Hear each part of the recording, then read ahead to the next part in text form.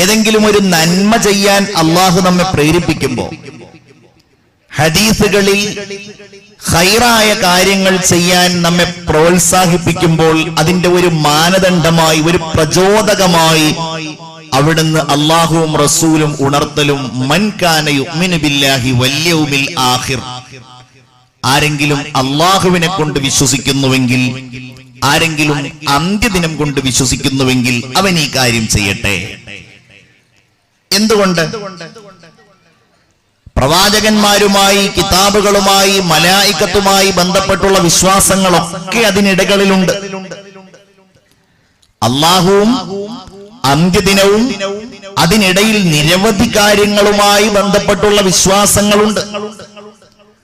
പക്ഷേ ഇത് അതിപ്രധാനമാണ്. അല്ലാഹു ഏകനാണെന്നും അവന്റെ സവിശേഷതകൾ ഇന്നതാണെന്നും വിശ്വസിക്കുന്ന ഒരാൾ ഈ ലോകത്തുള്ള ജീവിതത്തിന് ശേഷം മറ്റൊരു ജീവിതമുണ്ട്. അത് കേവലം ഒന്നോ രണ്ടോ കാര്യങ്ങളിൽ ഉൾക്കൊള്ളുന്ന ഒരു സംഗതിയല്ല. ആത്മീയമായ, പാരത്രികമായ, വൈവിധ്യങ്ങളാർന്ന അനുഭവങ്ങളുടെ അറ്റമില്ലാത്ത അത്ഭുതം നിറഞ്ഞ അതിനെ സംബന്ധിച്ച് ഹൃദയം കൊണ്ട് വിശ്വസിക്കുക എന്നതാണ് അല്ലാഹു തആല ഈമാനിന്റെ ഭാഗമായി എണ്ണിയിട്ടുള്ളത്.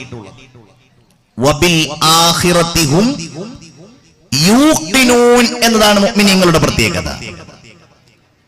പരലോകത്തെ കൊണ്ട് അവരങ്ങേയറ്റം ഉറപ്പിച്ച് വിശ്വസിക്കുന്നവരാണ്. വളരെ ഗൗരവത്തോടെ നാം ഓരോരുത്തരും നമ്മുടെ ഹൃദയങ്ങളോട് ചോദിക്കേണ്ട കാര്യം, ആ വിശ്വാസം അതിന്റെ ഗരിമയോടെ, അതിന്റെ ശക്തിയോടെ നമ്മുടെ ഹൃദയത്തിൽ നിലനിൽക്കുന്നുണ്ടോ എന്നുള്ളതാണ്. മുഅ്മിനീങ്ങളല്ലാത്തവർക്ക് അങ്ങനെ ഒരു വിശ്വാസത്തിന്റെ കാര്യമില്ല, ആവശ്യമില്ല, അതവർ വിശ്വസിക്കുന്നില്ല. ലോകത്ത് മനുഷ്യരുടെ പ്രാരംഭം മുതൽ വിശ്വാസത്തിൽ നിന്ന് അകന്നുപോയവർ, വിശ്വാസഭ്രംശം നേരിട്ട ആളുകൾ ഈ ലോകത്തെ ജീവിതത്തിലൂടെ ഞങ്ങളുടെ ജീവിതം അവസാനിച്ചു എന്ന് വിശ്വസിച്ചവരായിരുന്നു. ഫിറഔൻ അങ്ങനെ വിശ്വസിച്ച ആളായിരുന്നു. ഓരോ സമൂഹത്തിലെയും ദുർമാർഗികളായ ആളുകൾ അത് തന്നെയായിരുന്നു വിളിച്ചു പറഞ്ഞുകൊണ്ടിരുന്നത്. അവർക്ക് നേരായ മാർഗം കാണിച്ചു കൊടുക്കാൻ വേണ്ടി അള്ളാഹു നിയോഗിച്ച നബിമാർ അവരോട് അള്ളാഹുവിനെ പരിചയപ്പെടുത്തുന്നതോടൊപ്പം നിങ്ങളുടെ ഈ ജീവിതം ക്ഷണികമാണ്, നിങ്ങൾക്ക് ശേഷം ഒരു ജീവിതം വരാനുണ്ട്, നിങ്ങൾ അതിനു വേണ്ടി ഒരുങ്ങേണ്ടവരാണ് എന്ന് പറഞ്ഞവരായിരുന്നു. ആ വിശ്വാസം തന്നെയാണ് ഇന്നും മേൽ സൂചിപ്പിച്ചവരുടെ പിൻഗാമികളായിട്ടുള്ളവർക്കുള്ളത്. എന്താണ് ആ വിശ്വാസം? ഇൻ ഹിയ ഇല്ലാ ഹയാതുനദ് ദുനിയാ, ജീവിതം എന്ന് പറഞ്ഞാൽ അത് ദുനിയാവിലേതു മാത്രമാണ്. നമ്മൾ ചില ആളുകൾ ഇവിടെ മരണപ്പെടുന്നു, മറ്റു ചില ആളുകൾ ജീവിക്കുന്നു, ജനിക്കുന്നു. നമൂതു വനഹയാ വമാ നഹ്നു ബിമബ്ഊസീൻ. നമ്മളാരും രണ്ടാമത് ജീവിക്കുന്നവരല്ല, പുനർജീവിപ്പിക്കപ്പെടുന്നവരല്ല. ഇവിടെയാണ് വിശുദ്ധ ഖുർആനിന്റെ വലിയ ഒരു ഭാഗത്തെ നമ്മൾ അന്വേഷിക്കേണ്ടത്. ഖുർആൻ അവതരിപ്പിക്കപ്പെടുന്ന കാലഘട്ടത്തിൽ ഹബീബായ റസൂലുള്ളാഹി സ്വല്ലല്ലാഹു അലൈഹി വസല്ലമ തങ്ങൾ ജനങ്ങൾക്കിടയിൽ, മക്കക്കാർക്കിടയിൽ ദഅവത്ത് നടത്തുമ്പോൾ അവർക്ക് ഉൾക്കൊള്ളാൻ കഴിയാത്ത ഏറ്റവും വലിയ കാര്യം മരണാനന്തര ജീവിതമായിരുന്നു. ഖബറിൽ അല്ലാഹു റബ്ബുൽ ഇസ്സത്ത് നൽകുന്ന രക്ഷയും ശിക്ഷയും അവർക്ക് സ്വീകരിക്കാൻ കഴിഞ്ഞിരുന്നില്ല.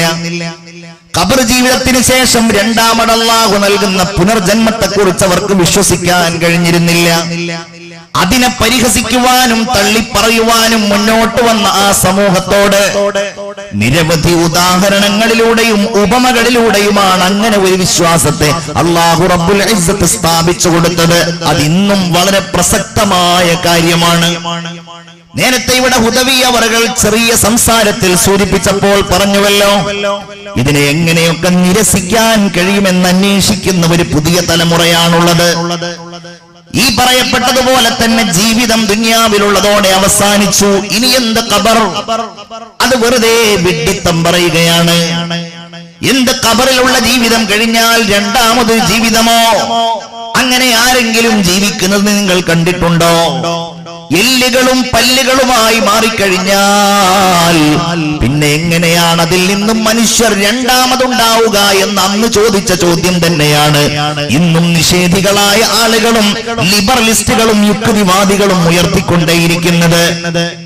ഇസ്ലാമിനെതിരായി മാത്രമേ അവർക്ക് സംസാരിക്കുവാനുള്ളൂ. എന്തുകൊണ്ടെന്നാൽ അള്ളാഹുവിന്റെ ദീനിലെ ഇങ്ങനെയുള്ള വിശ്വാസങ്ങൾ നിരന്തരമായി പ്രചരിപ്പിക്കപ്പെടുന്നുള്ളൂ. വിശ്വാസികളായ മുഅ്മിനീങ്ങളായ ആളുകളല്ലാതെ ആർക്കാണ് മേൽ പറയപ്പെട്ട കാര്യങ്ങളുമായി വല്ല വിശ്വാസവുമുള്ളത്? അതുകൊണ്ട് തന്നെ അവരോടുള്ള മറുപടി ആധുനികമായിട്ടല്ല നമുക്ക് പറയുവാനുള്ളത്. എക്കാലത്തും പ്രസക്തമായ വിശുദ്ധമായ ഖുർആനിലൂടെ തന്നെയാണ് അവർക്കെല്ലാമുള്ള മറുപടി നമുക്ക് പറയുവാനുള്ളത്. പരിശുദ്ധ ഖുർആൻ ഇത് വിശ്വസിച്ചവരോടും വിശ്വസിക്കാത്തവരോടും ഒക്കെ സംവദിക്കുകയാണ്. ഖുർആനിലെ ഓരോ കഥകളുടെയും പിന്നിൽ ഇങ്ങനെയുള്ള ഒരു ലക്ഷ്യം അല്ലാഹു വെച്ചതായി കാണുവാൻ കഴിയും. എന്ത്? നിങ്ങൾ മരണപ്പെട്ട് കഴിഞ്ഞാൽ രണ്ടാമത് നിങ്ങളെ ജീവിപ്പിക്കാൻ അല്ലാഹുവിന് കഴിയും. അതല്ലേ മഹ്ശറയുടെ പ്രധാനപ്പെട്ട ഒരു സംഗതി? അതല്ലേ നമ്മൾ ഇവിടെ നിന്ന് മരിച്ചു പോകുന്നവരെ കണ്ടിട്ടുണ്ടല്ലോ, അവർ അനങ്ങുന്നതായി നമുക്ക് കാണാൻ കഴിയാറില്ല. ചില ആളുകൾ ഈ ലോകത്ത് നിന്ന് കരിഞ്ഞിട്ടാണ് പരലോകത്തേക്ക് യാത്രയാകാറുള്ളത്. വ്യത്യസ്ത മതങ്ങളിൽ അങ്ങനെയുള്ള ഒരു രൂപം നമുക്ക് കാണുവാൻ കഴിയും. അങ്ങനെ മരണപ്പെട്ടു പോയ ആളുകൾ ഈ കാണുന്നതിനേക്കാൾ കരുത്തോടെ രണ്ടാമത് ജീവിക്കുമെന്ന് പറഞ്ഞാൽ അത് തന്നെയല്ലേ മഹ്ശറിലെ പ്രധാനപ്പെട്ട കാര്യം. അതുകൊണ്ട് തന്നെ പരിശുദ്ധ ഖുർആൻ മുന്നോട്ട് വെക്കുന്ന വലിയ ഒരു പ്രമേയം അതാണെന്ന് നമ്മൾ മനസ്സിലാക്കണം. ഒരു ഉദാഹരണം നോക്കൂ നിങ്ങൾ. ഖുർആനിലെ രണ്ടാമത്തെ സൂറത്തിന്റെ പേര് തന്നെ എന്താണ്? അൽ ബഖറ എന്നാണല്ലോ. പശു എന്നാണ് അതിന്റെ അർത്ഥം. ആ പേര് കേൾക്കുമ്പോൾ മൂസ അലൈഹിസ്സലാമിന്റെ സമൂഹത്തിലുണ്ടായ വലിയ ഒരു സംഭവമാണ് നമ്മുടെ ഹൃദയത്തിലേക്ക് ഓർമ്മ വരുന്നത്. മൂസ അലൈഹിസ്സലാമിന്റെ സമൂഹത്തിൽ ബനൂ ഇസ്രായേലിൽ ഒരാൾ മറ്റൊരാളെ കൊന്നതാരാണ് എന്നറിയില്ല. പ്രതിയെ പിടിക്കാൻ അവർ പല അന്വേഷണങ്ങളും നടത്തിയിട്ടും പ്രതിയെ പിടിക്കാൻ കഴിയുന്നില്ല. ഒടുവിൽ മൂസ അലൈഹിസ്സലാമിനോട് അല്ലാഹു ഒരു ഉപാധി പറഞ്ഞു. മൂസാ നബിയെ, നിങ്ങൾ ഒരു പശുവിനെ അറുക്കുക. ആ പശുവിനെ അറുത്തിട്ട് ആ പശുവിന്റെ വാലുകൊണ്ട് നിങ്ങൾ ആ മരണപ്പെട്ടു പോയ ആളെ ജീവിപ്പിച്ചു കഴിഞ്ഞാൽ, മരണപ്പെട്ടു പോയ ആളെ അടിച്ചു കഴിഞ്ഞാൽ അയാൾ എഴുന്നേൽക്കുകയും ആരാണ് അയാളെ കൊന്നത് എന്നയാൾ പറഞ്ഞു തരികയും ചെയ്യും. ഞാൻ ആ സംഭവം വിശദമാക്കേണ്ടതില്ലല്ലോ. അപ്പോഴാണ് അവർ ചോദിച്ചത്, അതെങ്ങനെയുള്ള പശുവാണ്? ഏത് നിറത്തിലുള്ള പശുവാണ്? ഏതെല്ലാം രൂപത്തിലാണ് ഞങ്ങൾ അതുമായി പെരുമാറേണ്ടത് എന്ന്. അങ്ങനെയാണ് ആ വിശാലമായ സംഭവം ഉണ്ടാകുന്നത്. ഇവിടെ അല്ലാഹു ആ സംഭവത്തിലൂടെ നമ്മെ പഠിപ്പിക്കുന്ന ഒരു കാര്യം, ഒരാൾ മരണപ്പെട്ട് കഴിഞ്ഞാൽ പിന്നെ അയാളെ ജീവിപ്പിക്കാൻ അല്ലാഹുവിനല്ലാതെ മറ്റൊരാൾക്കും കഴിയുകയില്ല. അല്ലാഹു തീരുമാനിച്ചാൽ അതിന് കഴിയുകയും ചെയ്യും. മഹാനായ ഈസാ അലൈഹിസ്സലാമിന്റെ മുഅ്ജിസത്ത് എന്തായിരുന്നു? വഉബ്രിഉൽ അക്മഹ വൽ അബ്റസ വഉഹ്യിൽ മൗതാ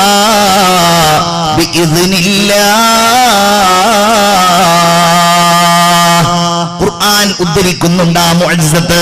ഞാൻ വെള്ളപ്പാണ്ട് രോഗികളെയും കുഷ്ഠരോഗികളെയും സുഖപ്പെടുത്തുന്നതാണ്. ഒരാൾക്കും ചികിത്സിച്ചു മാറ്റാൻ കഴിയാത്ത ഒരവസ്ഥയാണല്ലോ മരണമെന്ന് പറയുന്നത്. എന്നാൽ വഉഹ്യിൽ മൗതാ ബിഇദ്നില്ലാഹ്, അല്ലാഹുവിന്റെ അനുവാദ പ്രകാരം ഞാൻ മരണപ്പെട്ടു പോയ ആളുകളെ ജീവിപ്പിക്കുന്നതാണ്.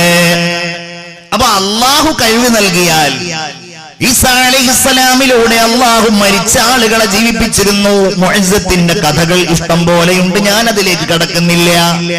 ഖുർആൻ അത് തന്നെയാണ് പറഞ്ഞുകൊണ്ടേയിരുന്നത്.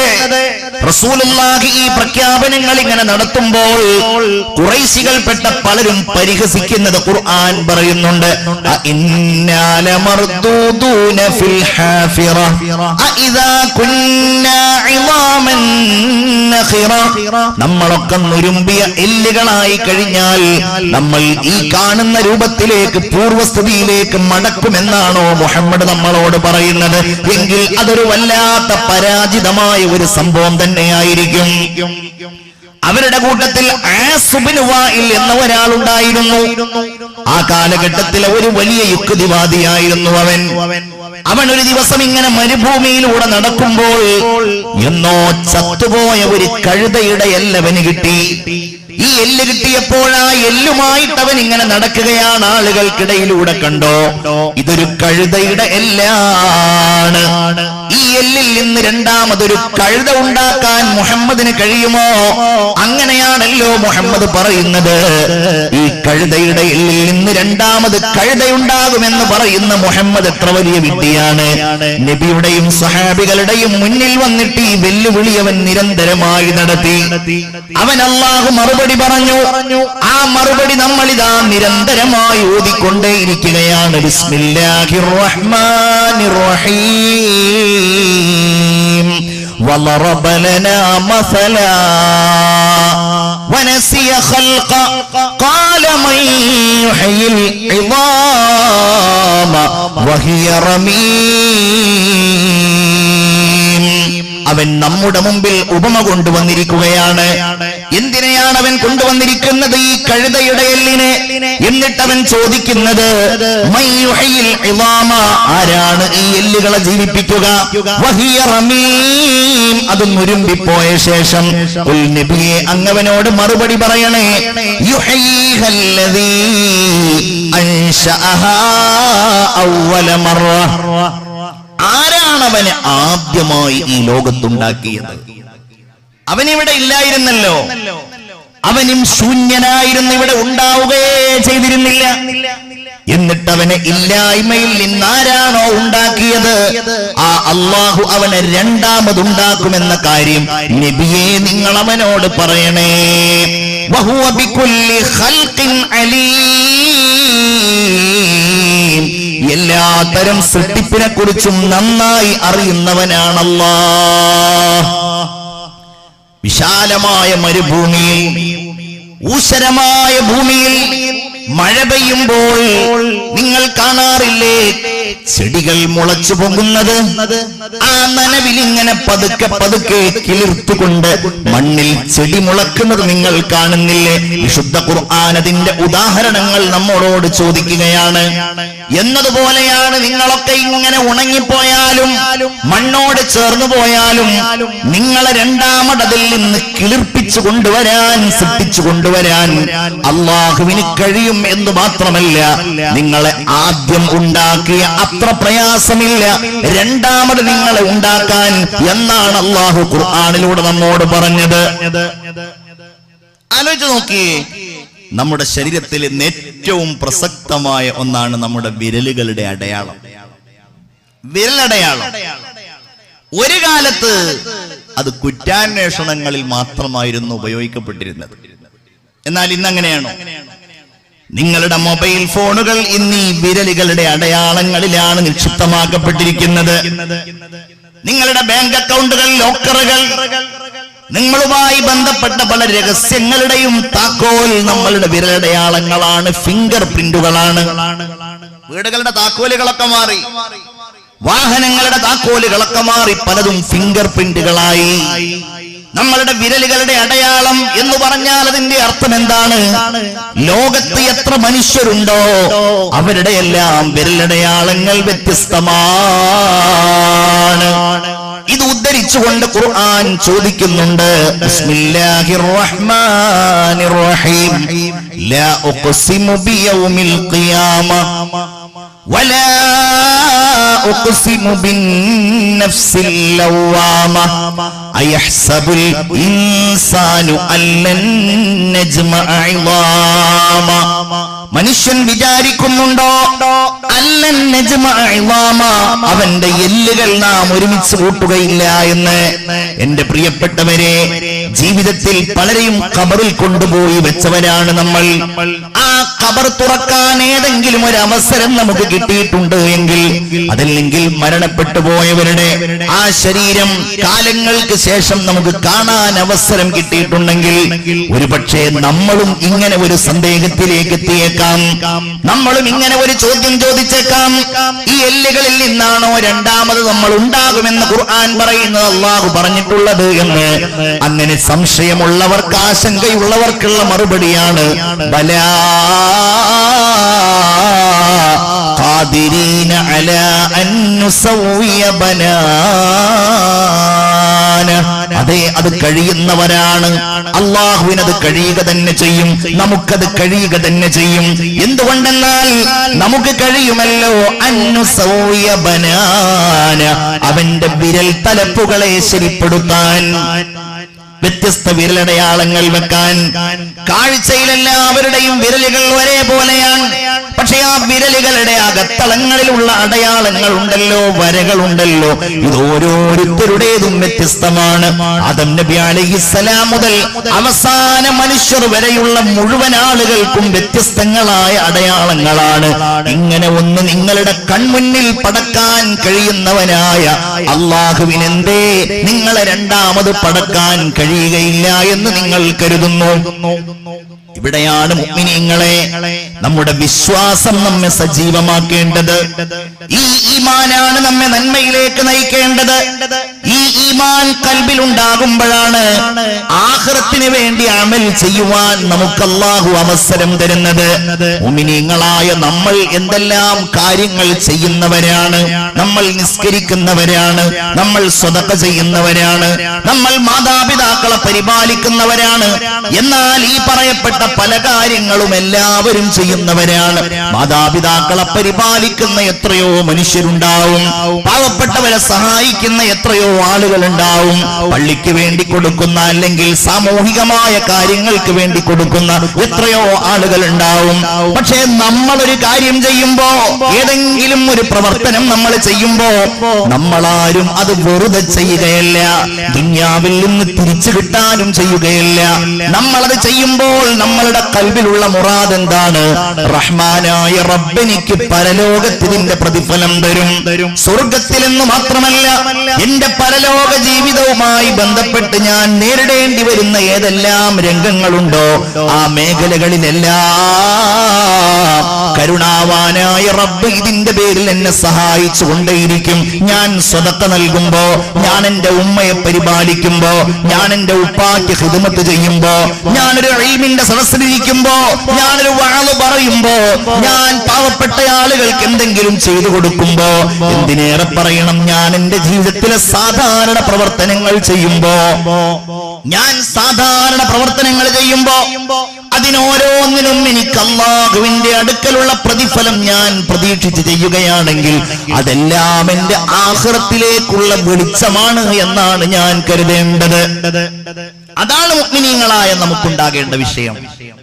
ഏത് കാര്യങ്ങളും ഒരാളോട് വെറുതെ ഒന്ന് ചിരിച്ചാലത്, ഒരാളോട് വെറുതെ വർത്തമാനം പറഞ്ഞാലത്, ഹബീബായ റസൂലുള്ളാഹി സ്വല്ലല്ലാഹു അലൈഹി വസല്ലമ തങ്ങൾ പറഞ്ഞുവല്ലോ, നീ ഒരാളുടെ വാഹനത്തിലേക്ക് അയാളുടെ സാധനം എടുത്തു വെക്കാൻ സഹായിക്കുകയാണ് എങ്കിൽ അതുപോലും നിനക്ക് അല്ലാഹു ദാനത്തിന്റെ പ്രതിഫലം നൽകുന്നതാണ്.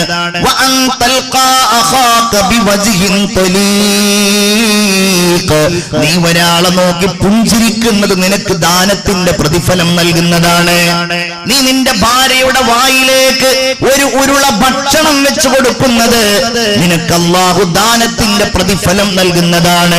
നിന്റെ ഭാര്യയുമായി നീ ഇടപഴകുന്നത്, അവൾക്ക് നീ സേവനം ചെയ്യുന്നത്, അവൾക്ക് നീ സന്തോഷം നൽകുന്നത്, നിന്റെ ഭർത്താവിനെ നീ സഹായിക്കുന്നത്, ആ ഭർത്താവിന്റെ കാര്യങ്ങൾ നീ നിറവേറ്റുന്നത്, നിങ്ങളുടെ മക്കളെ നീ പരിപാലിക്കുന്നത്. പ്രിയപ്പെട്ട മുഅ്മിനീങ്ങളെ, ഇങ്ങനെ തുടങ്ങി വിശ്വാസിയുടെ ജീവിതത്തിലെ ഓരോ നിമിഷങ്ങളിലും അവൻ കാണുന്നത് എന്താണ്? ആഖിറമാണ്. അവിടെ അളവറ്റ പ്രതിഫലവുമായി കാത്തുനിൽക്കുന്ന അല്ലാഹുവിനെയാണ്. അതുമാത്രമാണോ? ഈ ആഖിറമാണ് വിശ്വാസിക്ക് സമാധാനം നൽകുന്ന ലോകം. എന്താ കാര്യം? ഈ ലോകത്ത് ആർക്കാണ് നീതി നടപ്പിലാക്കാൻ കഴിയുക? നീതി കേവലം അത് സാങ്കേതികമായിട്ട് പറയാം എന്ന് മാത്രമേ ഉള്ളൂ. ഒരു ഉദാഹരണം പറയാം. ഒരാള് വേറെ ഒരാളെ കൊന്നു, അയാളെ പകരം എങ്ങനെ കൊല്ലാനാ കഴിയാ? ഒരാള് 10 ആളുകളെ കൊന്നു, എന്താണ് അയാൾക്ക് ഈ ലോകത്തിന് നൽകാൻ കഴിയുന്ന മാക്സിമം ശിക്ഷ? ഒരാൾ 1000 പേരെ കൊന്നു, ഒരാൾ മോഷ്ടിച്ചു, ഒരാൾ ഉപദ്രവിച്ചു, ഒരാൾ മാതാപിതാക്കളെ ദ്രോഹിച്ചു. എന്താണ് അയാൾക്ക് ഈ ദുന്യാവിൽ വെച്ച് നൽകാൻ കഴിയുന്ന ശിക്ഷ എന്ന് നിങ്ങൾ പറ. എന്താ നൽകാൻ കഴിയാ? അയാളെ ഒരു തവണ കൊല്ലാം. 1000 ആളുകളെ കൊന്ന ആളെയും അയാൾ ഒരു തവണ കൊല്ലാം. അല്ലെങ്കിൽ വേണ്ട, അയാൾ മരിക്കോളം അയാളെ ജയിലിലിടുക, അല്ലെങ്കിൽ അയാൾ ഒരുപാട് ഉപദ്രവിച്ച്. പക്ഷേ ഈ 1000 ആളുകളെ കൊന്നതിന് പകരാവൂ? ഈ ലോകത്ത് അങ്ങനെ ഒരു നീതിയുടെ സമ്പ്രദായമില്ല. അതൊക്കെ നമുക്ക് പറയാം. അതാണ് അതിന്റെ നീതി എന്ന്, നീതിപീഠം എന്ന് നമ്മൾ ആദരവോടെ അവയെ വിളിക്കുകയും ചെയ്യുന്നു. നമുക്ക് അത്രയേ കഴിയുള്ളൂ. ഈ ലോകത്ത് എവിടെയാണെങ്കിലും ഏത് രാജ്യത്താണെങ്കിലും നമുക്ക് അത്രയേ കഴിയുള്ളൂ. എന്നാൽ ആഖിറമാണെങ്കിലോ അവിടെയുണ്ട് അല്ലാഹു പ്രതിഫലത്തിന്റെ കാര്യത്തിൽ അളവറ്റ പ്രതിഫലം. ദുനിയാവിൽ അതിനും കഴിയില്ല. ദുനിയാവിൽ അതിനും കഴിയില്ല. ചിന്തിച്ചു നോക്കിയേ, മാതാവിന് നമ്മൾ ചെയ്തു കൊടുക്കുന്ന സേവനം ഉമ്മ നമുക്ക് ഇങ്ങോട്ട് ചെയ്തു തന്നതിന്റെ തുല്യമായിട്ട് ചെയ്തു കൊടുക്കാൻ കഴിയില്ല. ബാപ്പാക്ക് തുല്യമായിട്ട് ചെയ്തു കൊടുക്കാൻ കഴിയില്ല. നമ്മെ സഹായിക്കുന്ന ഒരാൾക്ക്, നമ്മെ സ്നേഹിച്ച ഒരാൾക്ക് തുല്യമായിട്ടൊന്നുമേ പകരം നൽകാൻ കഴിയില്ല. അങ്ങനെ നൽകാൻ ആർക്കാണ് കഴിയുന്നത്? മനുഷ്യന്മാർക്കിടയിൽ അങ്ങനെ നൽകാൻ കഴിയില്ല. നമ്മെ ഒരാൾ നമ്മൾക്കൊരു സഹായം നൽകി എന്ന് വിചാരിക്കുക, എങ്ങനെയാണ് നമ്മൾ അയാൾക്ക് പകരം നൽകുക? തുല്യമായിട്ട് നൽകാൻ കഴിയില്ല. ഇവിടെ ഇതാ അല്ലാഹു റബ്ബുൽ ഇസ്സത്ത് പ്രതിഫലത്തിന്റെ കാര്യത്തിൽ അതുല്യമായ പ്രതിഫലം. അതാണ് ആഖിറത്തിന്റെ നീതി. നിങ്ങളൊരു നന്മ ചെയ്തിട്ടുണ്ടെങ്കിൽ അള്ളാഹു ആ നന്മക്ക് നിശ്ചയിച്ച പ്രതിഫലം അല്ല തരും. അള്ളാഹു നമുക്കൊക്കെ നൽകട്ടെ. ആമീൻ പറയൂ. അള്ളാഹു നമുക്കൊക്കെ നൽകട്ടെ. അത് 10 ഇരട്ടി, 100 ഇരട്ടി. 1 രൂപ സ്വതക്ക നൽകിയ ഒരാൾക്ക് അള്ളാഹു നൽകുന്നത് 70 രൂപയുടെ, 700 രൂപയുടെ, 70,000 രൂപയുടെ. ഇങ്ങനെയൊക്കെ സാഹചര്യങ്ങൾക്കനുസരിച്ചാണ്. അല്ലാഹു റബ്ബുൽ ഇസ്സത്ത് പരിശുദ്ധമായ ഖുർആനിലൂടെ തന്നെ ആ കാര്യം പറയുന്നുണ്ട്. എന്നാൽ തെറ്റ് ചെയ്ത ആളുകൾക്കോ ഇന്ന ജഹന്നമ കാനത് മിർസാദ, നിശ്ചയമായും നരകമാണ് അവരുടെ സങ്കേതം. ആരുടെ? ലിത്വാഗീന മആബൽ ലാബിസീന ഫീഹാ അഹ്ഖാബാ, ദുർമാർഗികളായ ആളുകളുടെ സങ്കേതം നരകമാകുന്നു. അവിടെ അവർ യുഗങ്ങളോളം കഴിഞ്ഞുകൂടുന്നവനാകുന്നു. ലാ യദൂഖൂന ഫീഹാ ബർദൻ വലാ ശറാബാ, ആ നരകത്തിൽ ഒരു തണുപ്പോ ഒരു പാനീയമോ അവർക്ക് രുചിക്കാൻ കഴിയുകയില്ല. അവർക്ക് ആ നരകത്തിൽ കഴിക്കാൻ കഴിയുന്നത് എന്താണ്? ഇല്ലാ ഹമീമൻ വഗസ്സാഖാ, കള്ളിമുൾച്ചെടിയും നരകത്തിലെ ചുട്ടുതിളക്കുന്ന വെള്ളവും മാത്രമായിരിക്കും. ഇല്ല ഹമീമൻ വഗസ്സാഖാ.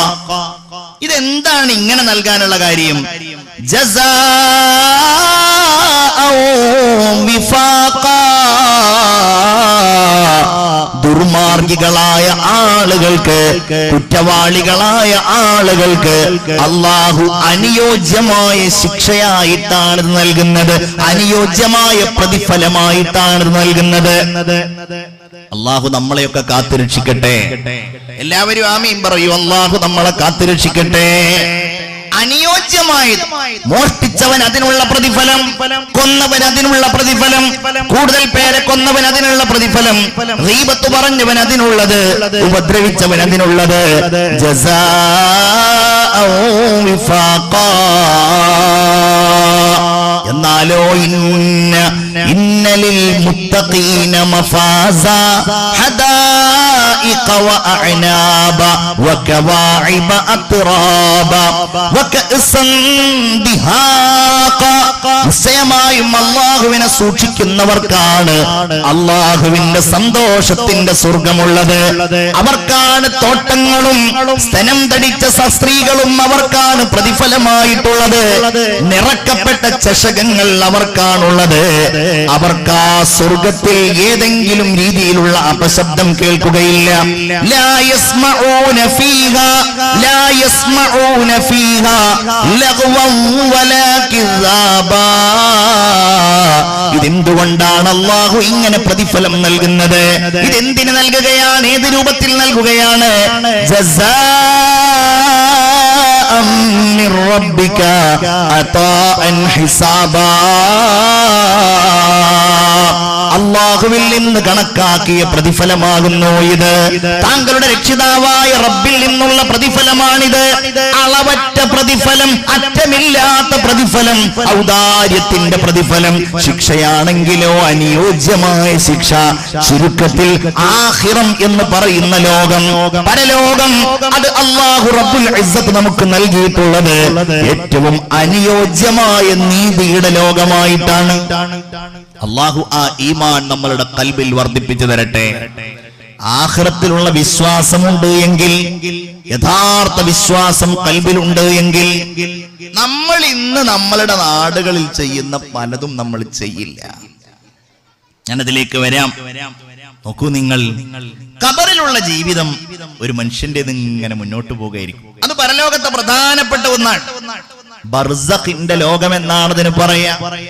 ഖബർ ജീവിതം, ഖബറിന്റെ ഏകാന്തതയിലുള്ള ജീവിതം, അത് അല്ലാഹു ഓരോരുത്തർക്കും നിശ്ചയിച്ച ഒരു കാലയളവുണ്ടാകും. സുബ്ഹാന റബ്ബി. നമ്മളൊക്കെ അവിടെ പോയി കിടക്കേണ്ടി വരും. എത്ര കൊല്ലം അവിടെ കിടക്കേണ്ടി വരിക? ആ ഖബറിൽ തന്നെ ഏതൊക്കെ കോലത്തിലാവും നമ്മൾ ഉണ്ടാവുക?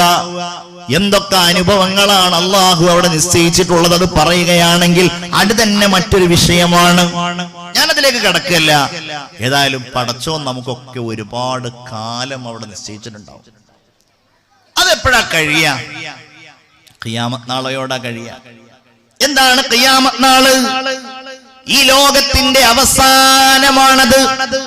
അവസാനത്തെ അല്ലാഹു നിശ്ചയിച്ചിട്ടുള്ളത് മഹാനായ ഇസ്രാഫീൽ അലൈഹിസ്സലാത്തു വസ്സലാം സൂറെന്ന കാഹളത്തിൽ ഊതുന്നതോടെയാണ്. ഇതൊക്കെ നമ്മൾ ഇത്ര ചെറുപ്പം മുതൽ പഠിച്ചതാണ്. ഇതൊക്കെ ഒന്ന് ഓർമ്മിപ്പിക്കുക എന്നുള്ളതാണ് ഞാൻ എൻ്റെ ഈ സംസാരത്തിലൂടെ ചെയ്യുന്നത്. വയഖൂലൂന മതാ ഹാദൽ വഅദു ഇൻ കുൻതും സാദിഖീൻ. വയഖൂലൂന, അവര് ചോദിക്കുന്നു. അവര് എന്ന് പറഞ്ഞാൽ ആര്? ഇത് ചോദിക്കുന്നവരെല്ലാ കാലത്തും ചോദിച്ചുകൊണ്ടേയിരിക്കുന്നു. എന്താ ചോദിക്കുന്നത്? മതാ ഹാദൽ വഅദു, എപ്പോഴാണ് നിങ്ങൾ പറയുന്ന ഈ ലോകാവസാനം? കുറെ കാലമായല്ലോ ലോകം അവസാനിക്കുന്നു പറയുന്നു. അതെപ്പോഴാണ്? ഇൻ കുൻതും സാദിഖീൻ, നിങ്ങൾ പറഞ്ഞ കാര്യം സത്യമാണെങ്കിൽ അതെപ്പോഴാണ് എന്നൊന്ന് പറയാ. അല്ലാഹു അതിന് മറുപടി പറയുന്നത് എന്താണ്? അങ്ങനെ അവർ ചോദിച്ചിട്ടൊരു കാര്യവുമില്ല. സമയം പറഞ്ഞു കൊടുക്കുന്നതല്ല, സന്ദർഭം അറിയിച്ചു കൊടുക്കുന്നതല്ല.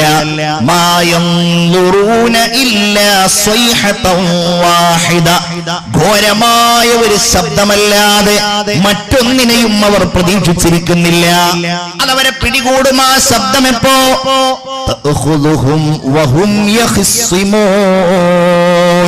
ഭൗതികമായ കാര്യങ്ങളിൽ അവർ പരസ്പരം തർക്കിച്ചുകൊണ്ടിരിക്കെ അതവരെ പിടികൂടുന്നതാണ്. എന്ന് പറഞ്ഞാല് അടുത്ത 10-ാം തീയതി ഇന്ന സമയത്ത് ലോകം അവസാനിക്കും എന്നൊരു മീഡിയയും റിപ്പോർട്ട് ചെയ്യൂല. അതങ്ങനെ ലോകത്തിന്റെ ക്രമത്തിന് ഇങ്ങനെ നടക്കും. നമ്മളൊക്കെ ഒരു 20 കൊല്ലം മുമ്പുള്ള ഹാളിലല്ലോ ഇന്നുള്ളത്. 20 കൊല്ലം മുമ്പുള്ള ഭൂമിയുടെ രൂപമല്ല ഇത്. 10 കൊല്ലം മുമ്പുള്ള മൈക്കിന്റെയും പന്തലിന്റെയും ഈ മനോഹരമായ വർണ്ണങ്ങളുടെയും ഒന്നും രൂപമല്ല എന്നുള്ളത്. അതൊക്കെ ഇങ്ങനെ മാറി മാറി മാറി ലോകം മറ്റൊരു ക്രമത്തിലേക്ക് എത്തി. നമ്മളൊക്കെ മരിച്ച് നമ്മളുടെ മക്കളും മരണപ്പെട്ട് അടുത്ത തലമുറ ഇങ്ങനെ മുന്നോട്ട് പോകുമ്പോ ലോകത്ത് അല്ലാഹു നിശ്ചയിച്ച അത്ഭുതങ്ങളൊക്കെ അതിന്റെ സമയക്രമത്തിനനുസരിച്ച് നടക്കുമ്പോ അവർ അവരുടെ കാര്യങ്ങളിൽ ഇങ്ങനെ തർക്കിച്ചുകൊണ്ടിരിക്കുകയായിരിക്കും. കച്ചവടം ചെയ്യുന്ന ആളുകൾ അത് ചെയ്യാണ്, വർത്തമാനം പറയുന്ന ആളുകൾ അത് ചെയ്യാണ്, കൃഷിക്കാരത് ചെയ്യുകയാണ്. അത് ചെയ്യുമ്പോൾ അവരെ ഖിയാമത്ത് നാൾ പിടികൂടുകയാണ്. അവർക്ക് കഴിയുകയില്ല. അവർക്കൊരു ഉപദേശം നൽകാൻ കഴിയില്ല. വീട്ടുകാരോട് പോയിട്ട് വലാ ഇലാ അഹ്ലിഹിം യർജിഊൻ, അവരുടെ കുടുംബങ്ങളിലേക്ക് മടങ്ങിപ്പോകാൻ അവർക്ക് കഴിയില്ല. അതാണ് ഒന്നാമത്തെ ഊത്ത്. ഇസ്രാഫീൽ അലൈഹിസ്സലാമിന്റെ ഒന്നാമത്തെ ഊത്തുണ്ട്. മഹാനായ മുഹമ്മദ് മുസ്തഫ സല്ലല്ലാഹു അലൈഹി വസല്ലം സ്വഹാബികളോട് ഒരിക്കൽ ചോദിക്കുകയുണ്ടായി, സ്വഹാബാ, എങ്ങനെയാണ് ഞാൻ ഈ ദുനിയാവിൽ സുഖിച്ച് ജീവിക്കുക? കൈഫ അൻഉമു ഫിദ് ദുനിയാ, ഇവിടെ എങ്ങനെയാണ് ഞാൻ ഈ ദുനിയാവിൽ സുഖിച്ച് ജീവിക്കുക? കാരണം എന്താണ്? സൂറെന്ന കാഹളത്തിൽ ഊതാൻ വേണ്ടി ഏൽപ്പിക്കപ്പെട്ട ഇസ്രാഫീൽ അലൈഹിസ്സലാം ആ കാഹളം തന്റെ ചുണ്ടോട് ചേർത്ത് പിടിക്കുകയും അള്ളാഹുവിന്റെ കൽപ്പന വരാൻ വേണ്ടി അവിടെ നിന്നിങ്ങനെ നെറ്റി ചുളിക്കുകയും ചെവി കൂർപ്പിക്കുകയും ചെയ്തിരിക്കെ ഞാൻ എങ്ങനെയാണ് ഈ ദുനിയാവിൽ സുഖിച്ച് ജീവിക്കുക? സൂറെന്ന കാഹളം അത് വലിയ ഒരു ലോകമാണ്. ആ കാഹളത്തിലൂടെ അങ്ങ് ഊതിയാൽ, സാധാരണ നിങ്ങളൊരു കുഴലിലൂടെ ഊതിയാൽ അപ്പുറത്ത് കാറ്റ് ശക്തിയായി ചെല്ലും. നമ്മൾ പലപ്പോഴും അത് പരീക്ഷിക്കാറുള്ളതാണ്. അടുപ്പ് കത്തിക്കുമ്പോൾ നമ്മളത് പരീക്ഷിക്കാറുള്ളതാണ്. ഇതൊരു വലിയ കൊടുങ്കാറ്റായിട്ട് വരണം, വലിയ ഘോര ശബ്ദമായിട്ട് വരണം. ആ കാറ്റിലൂടെ ഇദാ സുൽസിലത്തിൽ അർളു സിൽസാലഹാ വഅഖ്റജത്തിൽ അർളു അസ്ഖാലഹാ, ഭൂമി അതിശക്തമായി കുലുങ്ങണം, അതിന്റെ അകത്തുള്ളതെല്ലാം പുറത്തു വരണം. വഇദൽ ഖുബൂറു ബുഅ്തിറത് ഇദസ് ശംസു കൂവിറത് ഇദസ് സമാഉ ശഖ്ഖത് വഇദൻ നുജൂമു കദറത്, ആകാശഭൂമികൾ പൊട്ടിപ്പിളരണം, ഈ ഭൂമിയിലുള്ള പർവ്വതങ്ങൾ പറന്നു പോകണം. ഈ ഭൂമിയിലുള്ള പർവ്വതങ്ങൾക്ക് മുകളിലൂടെ നക്ഷത്രങ്ങൾ ഉതിർന്നു വീഴണം, ചന്ദ്രനും സൂര്യനും കൂട്ടിയിടിക്കണം. അത് കാണുമ്പോൾ മുലയൂട്ടുന്ന പെണ്ണുങ്ങളാ കുഞ്ഞുങ്ങളെ ഉപേക്ഷിച്ചു പോകണം. എല്ലാ സ്ത്രീകളും പ്രസവിച്ചു പോകണം, ഗർഭിണികൾ. അങ്ങനെ ലോകം മുഴുവൻ ഭയവിഹ്വലമായി നിൽക്കുന്ന ബീഭത്സമായ ഇടിയുടെയും മിന്നലിന്റെയും മഹാപ്രവാഹം സൂറെന്ന കാഹളത്തിൽ ഊതുമ്പോൾ ഇസ്രാഫീൽ അലൈഹിസ്സലാമിന്റെ കാഹളത്തിന്റെ ശക്തി കൊണ്ട് ലോകം വിറകൊള്ളണം. അല്ലാഹുവിന്റെ റസൂൽ ചോദിക്കുകയാണ്, അങ്ങനെ ഒന്നെനിക്കറിയാമായിരിക്കെ ഞാൻ എങ്ങനെയാണ് ഈ ദുനിയാവിൽ സുഖിച്ച് ജീവിക്കുക? തേരെ ഖുർബാൻ പ്യാരേ മുഹമ്മദ് ഗിർ രഹാ ഹൂ മുझे भी संभालो, अपने प्यारे नवासों का सदका, अपने प्यारे नवासों का सदका, या नबी मेरी झोली में डालो. ഹബീബായ റസൂൽ ഭൂമിയിൽ സുഖിച്ച് ജീവിച്ചയാളല്ല. അവിടുന്ന് ചോദിക്കുകയാണ്, എങ്ങനെയാണ് ഞാൻ ഈ ദുനിയാവിൽ സുഖിച്ച് ജീവിക്കുക? കാരണം അത്രയും ഭീകരമാണ് സൂറെന്ന കാഹളത്തിലുള്ള ആ ഊത്ത്. അതാണ് ഒന്നാമത്തെ ഊത്ത്. ആ ഊത്തിൽ ഈ പ്രപഞ്ചമാകമാനം നശിക്കും. നമ്മളിങ്ങനെ ഖുർആനിന്റെ പല ഭാഗങ്ങളിലായി ഓതുന്ന ഓരോന്നും ആ ഒന്നാമത്തെ ഊത്തിലുണ്ടാവുക. അവിടെയാണ് അല്ലാഹു രണ്ടാമത്തെ ഊത്ത് ഊതാൻ കൽപ്പിക്കുക. ആ ഊത്തിലൂടെ ഈ ലോകത്തുള്ള എല്ലാവരും മരിച്ചു പോകും.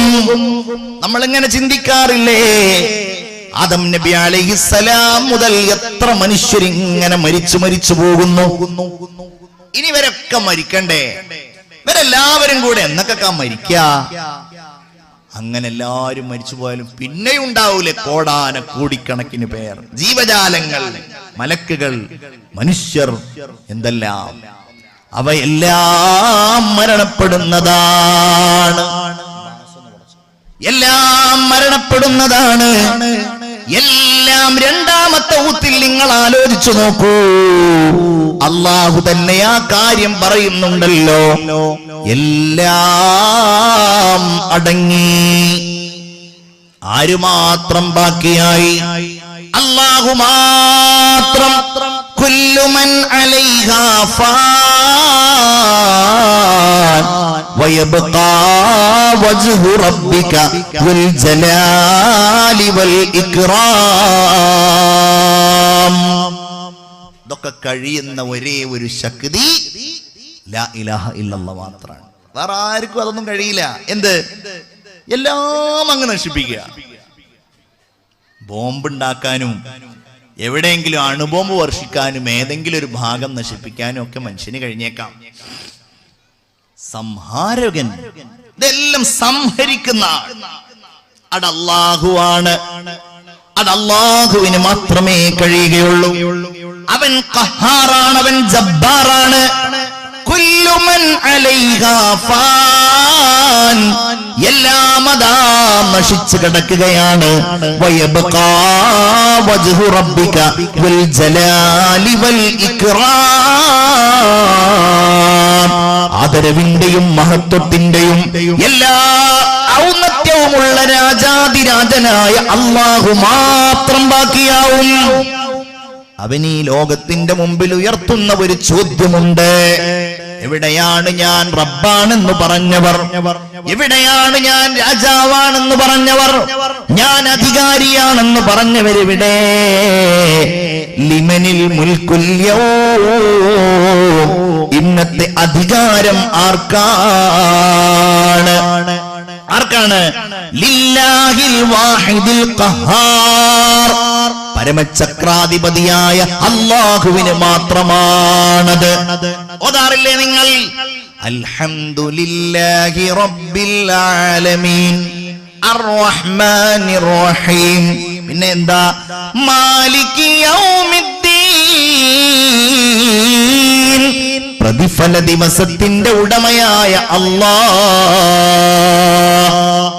ഫാത്തിഹയിൽ നമ്മളത് പറയാറുണ്ട്, ഓതാറുണ്ട്. ആ രംഗത്തേക്കാണ് അല്ലാഹു നമ്മെ നയിക്കുന്നത്. മൂന്നാമത്തെ ഒരു ഊത്തുണ്ട്. ആ ഊത്തിനെ കുറിച്ചാണ് അല്ലാഹു ഖുർആനിലൂടെ പറയുന്നത്. വനുഫിഖ ഫിസ്സൂർ, സൂറെന്ന കാഹളത്തിൽ ഊതപ്പെടുകയാണ്.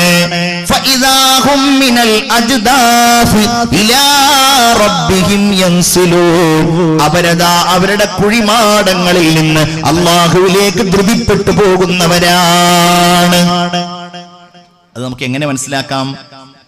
കുഴിമാടങ്ങൾ എന്ന് പറഞ്ഞാൽ ഖബറുകൾ, അതല്ലെങ്കിൽ എവിടെയാണോ നമ്മൾ ഉണ്ടായിരുന്നത് അവിടങ്ങളിൽ നിന്ന്. ഞാൻ പറഞ്ഞല്ലോ, ചില ആളുകളെ കരിച്ചു കളഞ്ഞതായേക്കാം, ചില ആളുകളെ എവിടെയെങ്കിലും മത്സ്യങ്ങൾ ഭക്ഷിച്ചതായേക്കാം, ചില ആളുകളെ മൃഗങ്ങൾ തിന്നതായേക്കാം. ആരായാലും എവിടെയായാലും പിന്നെ പൊതുവിൽ പറയുന്നത് ഖബറിനെയാണ്. അതെന്തേ? മനുഷ്യന്മാരിൽ ബഹുഭൂരിഭാഗവും ഖബറുണ്ടാക്കുന്നവരാണ്, ഖബറിൽ പോയി കിടക്കുന്നവരാണ്. ഫഇദാഹും മിനൽ അജ്ദാഫി ഇലാ റബ്ബിഹിം യൻസിലൂൻ, അവരതാ അവരുടെ കുഴിമാടങ്ങളിൽ നിന്ന് അല്ലാഹുവിലേക്ക് ധൃതിപ്പെട്ടു പോകുന്നവരാണ്. യാസീൻ ഓതാത്ത ആരാ ഇവിടെയുള്ളത്? യാസീൻ മനപ്പാടല്ലാത്ത ആരാ ഇവിടെയുള്ളത്? ഈ രംഗങ്ങളൊക്കെ ഓരോ ദിവസവും ഓതുന്ന നമ്മളാണോ പടച്ചവന് ഇഷ്ടമില്ലാത്ത കാര്യങ്ങളിൽ സമയം ചെലവഴിക്കുന്നത്? പടച്ചവനോട് യാതൊരു പ്രതിഫലത്തിന്റെ അംശം പോലും ചോദിക്കാൻ പറ്റാത്ത കാര്യങ്ങളിൽ സമയം വിനിയോഗിക്കുന്നത് നമ്മളാണോ? ഗീബത്ത് പറയുന്നത് നമ്മളാണോ? നമീമത്ത് പറയുന്നത് നമ്മളാണോ? ഹറാം കാണുന്നത് നമ്മളാണോ? ഈ കാണുന്ന ദുനിയാവിലുള്ള ഓരോ ആസ്വാദനത്തിന്റെ പിറകിൽ പോയി അതിനുവേണ്ടി പണം ചെലവഴിക്കുന്നതും അതിനുവേണ്ടി സമയം കളയുന്നതും അതിനു വേണ്ടിയിട്ട് നമ്മൾ പലരെയും ആരാധ്യ പുരുഷന്മാരായി പ്രതിഷ്ഠിക്കുന്നതുമൊക്കെ നമ്മളാണോ? അങ്ങനെയുള്ള നമ്മൾ യാസീൻ ഓതുന്നവർ നമ്മൾ അങ്ങനെയുള്ളവരാണോ? ചോദ്യം ചിന്തിച്ചു നോക്കൂ നിങ്ങൾ. ആ കുഴിമാടങ്ങൾ നിങ്ങൾ ചിന്തിക്കാറുണ്ടോ? ഖബറുകൾ പൊതുവില് നമ്മളുടെ നാട്ടിലൊക്കെ ഓരോ ഖബർസ്ഥാനുകൾ ഉണ്ടാവും. അള്ളാഹു നമ്മളുടെ ഖബറുകളൊക്കെ വിശാലമാക്കി കൊടുക്കട്ടെ. ഇതൊരവസ്ഥയാണല്ലേ, ആരുണ്ടാവില്ല അവിടെ. എല്ലാവരും മരിച്ചുപോയി മണ്ണോട് ചേർന്ന് കിടക്കുന്ന ഇടം.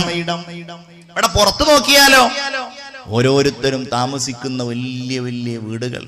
ഭൂമിയുടെ മുകളിൽ അങ്ങനെയാണ്, അടുപ്പില്ല. ഓരോരുത്തരും താമസിക്കുന്നത് 20 ഏക്കർ ഭൂമിയിൽ, 5 ഏക്കർ ഭൂമിയിൽ, 1 ഏക്കർ ഭൂമിയിൽ, വേണ്ട 10 സെന്റ് ഭൂമിയിൽ, 5 സെന്റ് ഭൂമിയിൽ ഓരോരുത്തർക്കും ഉണ്ടാവും. 5 സെന്റ് ആണെങ്കിലും അത്യാവശ്യം വിശാലത ഉണ്ടാവില്ലേ? ഇവിടെയോ? ഇവിടെ ഇതാ നമ്മൾ തൊട്ടടുക്കൽ 1 സെന്റിൽ തന്നെ എത്ര ആളുകൾ, 1 ഏക്കറിൽ തന്നെ എത്രയോ ആളുകൾ. ഓരോ ഖബർസ്ഥാൻ ഇങ്ങനെ കാണുമ്പോ നിങ്ങൾ കണ്ടിട്ടില്ലേ? തിരിഞ്ഞു നോക്കാത്ത അയൽവാസിയായിരുന്നു, സംസാരിക്കാത്തവരായിരുന്നു, മിണ്ടാത്തവരായിരുന്നു, പണക്കാരനായിരുന്നു, ദരിദ്രനായിരുന്നു. ഇതിൽ വല്ല വ്യത്യാസവും ആ ഖബറിന്റെ ശ്മശാന ഭൂമികളിൽ നമ്മൾ കാണാറുണ്ടോ? ഖബറുകളുടെ ഭൂമികളിൽ നമ്മൾ കാണാറുണ്ടോ? ആ ഖബറുകളിൽ നിന്നാണ് മനുഷ്യരായ നമ്മൾ ഇങ്ങനെ എഴുന്നേറ്റ് വരുന്നത്.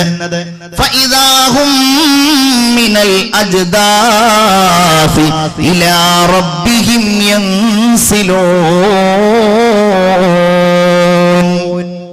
അല്ലാഹു നിശ്ചയിച്ച ആ സമയത്ത് നമ്മളൊക്കെ ഇങ്ങനെ ഖബറിൽ നിന്ന് എഴുന്നേറ്റ് വരുന്ന ആ രംഗം നിങ്ങളൊന്ന് മനസ്സിൽ കണ്ടു നോക്കിയേ.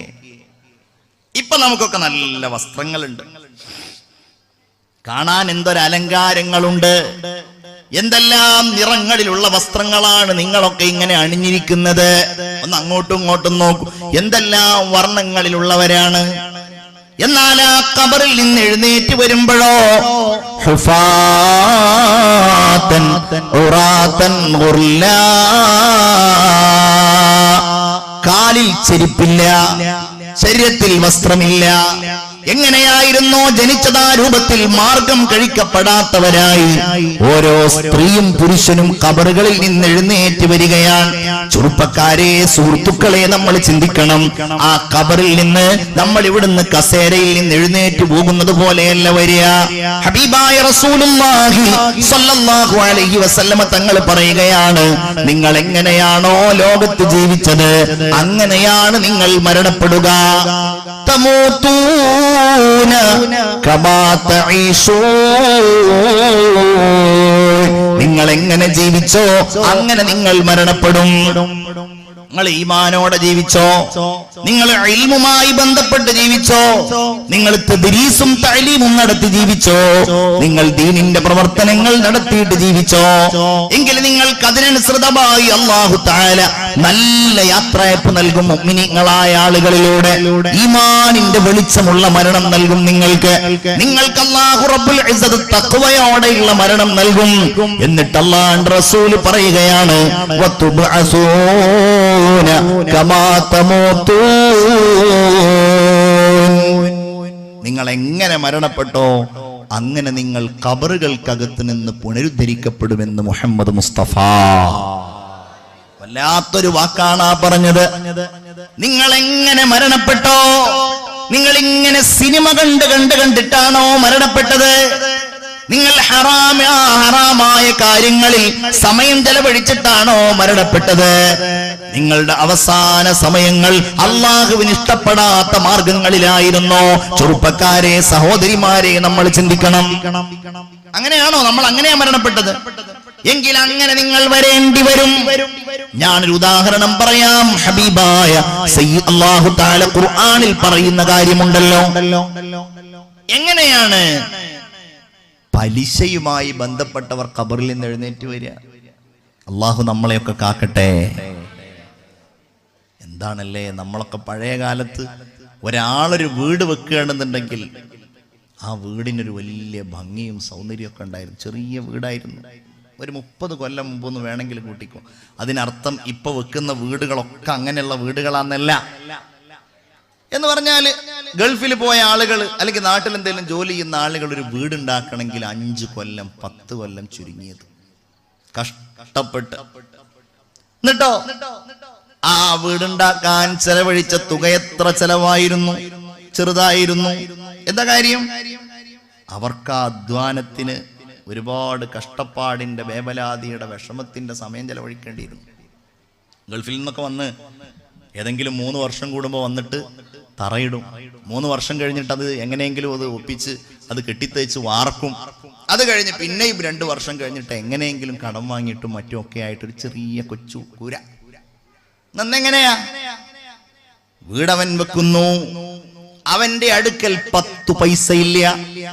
അപ്പൊ നമ്മളോടൊക്കെ പറയും, അസ്സലാമു അലൈക്കും, ദ്വാരക്കണം, ഞാൻ നല്ലൊരു വീട് പണിയുന്നുണ്ട്, വീടിന്റെ ഫോട്ടോ കാണിച്ചു തരും. എന്താ പറയും? പൈസ ഒന്നുമില്ല. എല്ലാ സത്യം പറയണം ഉസ്താദേ, കയ്യിൽ പൈസ ഒന്നുമില്ല, പക്ഷെ വീട് ഇങ്ങനെ പണിയുന്നത് കാണാം. ഞാൻ ആക്ഷേപിക്കുകയല്ല, നിങ്ങളാരും വീട് പണിതോ? 6 മാസം കൊണ്ട് വീടൊക്കെ പണിതു. ഉദ്ഘാടനത്തിന് നമ്മളെയൊക്കെ വിളിച്ചു.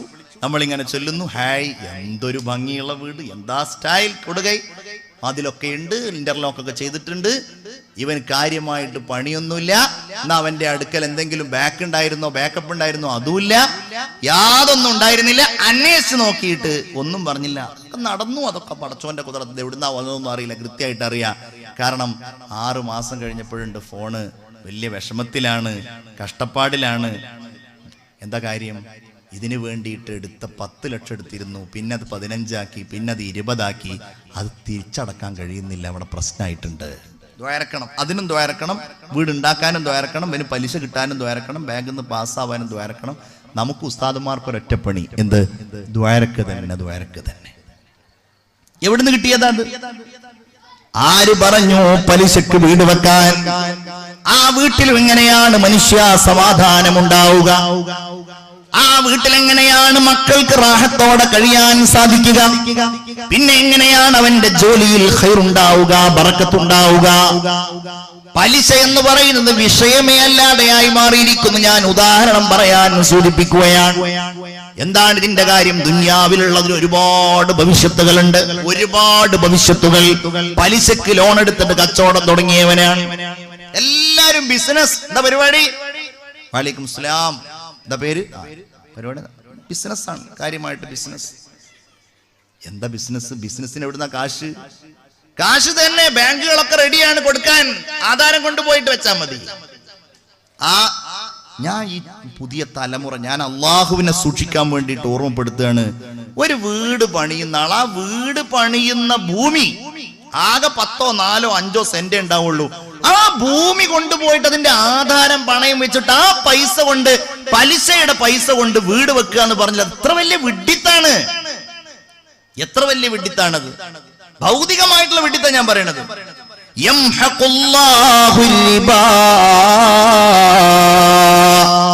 മഖ്ബറയുടെ മുമ്പിൽ നിന്നാണ് നമ്മൾ സംസാരിക്കുന്നത്. നിങ്ങളുടെ പ്രിയങ്കരനായ ആത്മീയ നേതാവായ സയ്യിദ് അവർകൾ ഇവിടെ ഉണ്ടല്ലോ. നിങ്ങൾ ഇൽമിന്റെ മജ്ലിസിൽ, ഞാൻ ഒരുപാട് ഖുർആൻ ഓതിയ മജ്ലിസാണ്. എന്റെ പ്രിയപ്പെട്ടവരെ, ഇനി ദുആ ചെയ്യാൻ പോകുന്ന സദസ്സാണ്. പലിശയുമായി ബന്ധപ്പെട്ട ഒന്നുമേ പടച്ചവൻ ബറക്കത്ത് ചെയ്യുകയില്ല. അതിൽപ്പെട്ട ഒന്നും അല്ലാഹു ബറക്കത്ത് ചെയ്യൂല. ഇനി നീ ആ പൈസ ഉപയോഗിച്ചിട്ട് വലിയ ബിസിനസ് ചെയ്തു, നിനക്ക് ലാഭം കിട്ടിയത് കൊണ്ട് നീ അങ്ങോട്ട് സ്വതക്ക ചെയ്തു, ലാ യഖ്ബലു ഇല്ലാ ത്വയ്യിബ. നീ അത് ഉപയോഗിച്ചിട്ട് വലിയ ഹജ്ജ് ചെയ്തു, ഉംറ ചെയ്തു. അടിസ്ഥാനം ഈ റിബയായി കഴിഞ്ഞാൽ എങ്ങനെയാണ് അല്ലാഹു അത് സ്വീകരിക്കുക? നീ അത് ഉപയോഗിച്ച് മക്കൾക്ക് അന്നം കൊടുത്താൽ. മുഅ്മിനീങ്ങൾ ചിന്തിക്കണം. ഇതിലൊരു 90% ആളുകളും ഒരു 10% ഉണ്ടാവും എന്ത് എട്ടങ്ങാറായിട്ട്, ഇനി അതല്ലാതെ വേറെ മാർഗമല്ല, എന്താ ചെയ്യാന്നൊക്കെ ചോദിച്ചിട്ട് ആകെ ബഹളാക്കിയിട്ട് ഓൽക്ക് അഡ്ജസ്റ്റ്മെന്റിനോ അല്ലെങ്കിൽ ഓൽക്ക് എന്തെങ്കിലും ഒരു ലൂപ്പ് ഹോളിനോ വേണ്ടിയിട്ട് പറയുന്ന സംഗതി അല്ലാതെ അങ്ങനെ എങ്ങനെയെങ്കിലും ആയിട്ട് അങ്ങനെ ബന്ധപ്പെടും. ബാക്കിയുള്ള 90% എങ്ങനെയാണ്? ഈ അടുത്ത് മോളുടെ കല്യാണം നടത്തിയ ഒരാൾ തന്റെ കച്ചവട സ്ഥാപനം വിൽക്കാൻ വേണ്ടിയിട്ട് എന്നോട് ദ്വാരക്കാൻ പറഞ്ഞു. ഞാൻ അല്ലാഹു തആല എല്ലാവർക്കും ഖൈർ കൊടുക്കട്ടെ. അപ്പൊ എങ്ങനെയാണ് കച്ചവട സ്ഥാപനം വെക്കേണ്ടി വന്നത്? മോളുടെ കല്യാണം നടത്തിയപ്പോ എന്താ കാര്യം? മോളുടെ കല്യാണം നടത്തുന്നതുകൊണ്ട് പ്രശ്നമുണ്ടോ? ഇല്ല. പക്ഷെ മോളുടെ കല്യാണം നടത്തിയതാണ്. അവിടെ ചെല്ലുന്ന ആളുകൾക്ക് ചിക്കൻ ഇനി എങ്ങനെയൊക്കെ ചിക്കൻ അത് പിന്നെ പ്രതിഷേധിക്കും ചിക്കനുകളൊക്കെ. കാരണം ആ രീതിയിൽ കരിച്ചത്, പൊരിച്ചത്, ബോധം കെടുത്തിയത്, ആളെ പേടിപ്പിക്കുന്നത്, നിൽക്കുന്നത്, ഇരിക്കുന്നത്, മട്ടന്റെ അപ്പുറത്ത്, ചിക്കന്റെ ഇപ്പുറത്ത് ഒരു വലിയ ലോകമാണ്. പ്രൗഢിയുടെയും ഈ സമൂഹത്തെ വല്ലാതെ കണ്ണു തള്ളിക്കുക എന്നുള്ളതാണ് കുറെ ആളുകളുടെ ലക്ഷ്യം. ഇപ്പൊ ഈ സാമൂഹിക മാധ്യമങ്ങളിലൊക്കെ ആളുകൾ കൂടുതലായിട്ട് കാണാൻ ആഗ്രഹിക്കുന്ന ഒരു കാഴ്ച, ഞാൻ ഉൾപ്പെടെ എന്താണ്, നമ്മളത് ഇങ്ങനെ അറിയാതെ നോക്കിപ്പോയത് വൈവിധ്യങ്ങളാർന്ന ഭക്ഷണങ്ങൾ നിറഞ്ഞിരിക്കുന്ന കല്യാണങ്ങൾ. ഈ രീതിയിൽ കല്യാണം നടത്തി ഇങ്ങനെ കല്യാണങ്ങളൊക്കെ പെട്ടെന്നല്ല, ഒക്കെ അതിനൊക്കെ എന്താ പറയാ, ഒക്കെ അങ്ങനെയാണ്. നിങ്ങളുടെ സാമാന്യവൽക്കരിക്കരുത്, എല്ലാം അങ്ങനെയാന്ന് വിചാരിക്കരുത്. പക്ഷെ ഇങ്ങനെ ചെയ്ത ഒരാൾ ആകെ പെട്ടുപോയി, ഒരു രക്ഷയില്ല. ആകെയുള്ള മാർഗം എന്താണ്? ഒന്നുകിൽ അടുത്ത പലിശക്ക് എടുക്കണം, അല്ലെങ്കിൽ കച്ചവടം ഒഴിവാക്കിയിട്ട് അത് വിൽക്കണം, വിറ്റു. അതാണ് കാര്യം. നശിക്ക യംഹഖുല്ലാഹു റിബ എന്ന് ഖുർആൻ പറഞ്ഞാൽ, എന്ന് പറഞ്ഞാൽ പലിശയെ അള്ളാഹു അങ്ങ് മായ്ച്ചു കളയുന്ന. അങ്ങനെ വീട് വെച്ചാൽ അത് അവനുള്ളതല്ല, അവന്റെ ബാക്കി തലമുറക്കുള്ളതല്ല. അങ്ങനെ കച്ചവടം നടത്തിയാലും അങ്ങനെയാണ്. മനസ്സിൽ അള്ളാഹു സമാധാനം തരൂല. ഈമാനുള്ളവരെ, നിങ്ങളോട് ഞാൻ പറയുന്നത്, നിങ്ങളുടെ കച്ചവടത്തെക്കുറിച്ചോ നിങ്ങളുടെ കല്യാണത്തെക്കുറിച്ചോ വീടിനെ കുറിച്ചോ അല്ല, അത് പലിശയിൽ അധിഷ്ഠിതമാകുന്നതിനെ കുറിച്ചാണ്. ഇനി അതൊക്കെ അവിടെ നിൽക്കട്ടെ. അവരെങ്ങനെയാണ് ഖബറിൽ നിന്ന് എഴുന്നേറ്റ് വരിക? ഓരോരുത്തർക്കും ഓരോ ശിക്ഷകളുണ്ട്. ഖബറിൽ നിന്ന് എഴുന്നേറ്റ് വരുന്നത് ഖുർആൻ പറയുന്നുണ്ട്, ലാ യഖൂമൂന ഇല്ലാ കമാ യഖൂമുല്ലദീ യതഖബ്ബതുഹു ശൈത്വാനു മിനൽ മസ്. നിങ്ങൾക്ക് ഉറക്കം വരുന്നുണ്ടോ? ചെറുതായിട്ട്. പലിശയുമായി ബന്ധപ്പെട്ട് ജീവിക്കുന്ന ആളുകൾ ഖബറിൽ നിന്ന് എഴുന്നേറ്റ് വരുമ്പോൾ എങ്ങനെയാ വരിക? ലാ യഖൂമൂന ഇല്ലാ കമാ യഖൂമുല്ലദീ യതഖബ്ബതുഹു ശൈത്വാനു മിനൽ മസ്. പൈശാചികമായ ബാധയേറ്റവൻ ഇഴഞ്ഞു വരുന്നത് പോലെ. അതായത് ഖബറിൽ അവരിങ്ങനെ എഴുന്നേറ്റ് ഇഴഞ്ഞു വരും, എന്നിട്ട് ആ മഹ്ശറിലേക്ക് പോവുക. അള്ളാന്റെ ഹബീബ് പറയുകയാണ് സല്ലല്ലാഹു അലൈഹി വസല്ലം, ജനങ്ങൾ ഖബറുകളിൽ നിന്ന് വരുന്നത് അലാ ഖദ്രി അഅമാലിഹിം, ഓരോരുത്തരും അവരുടെ അമലുകൾക്കനുസൃതമായാണ്.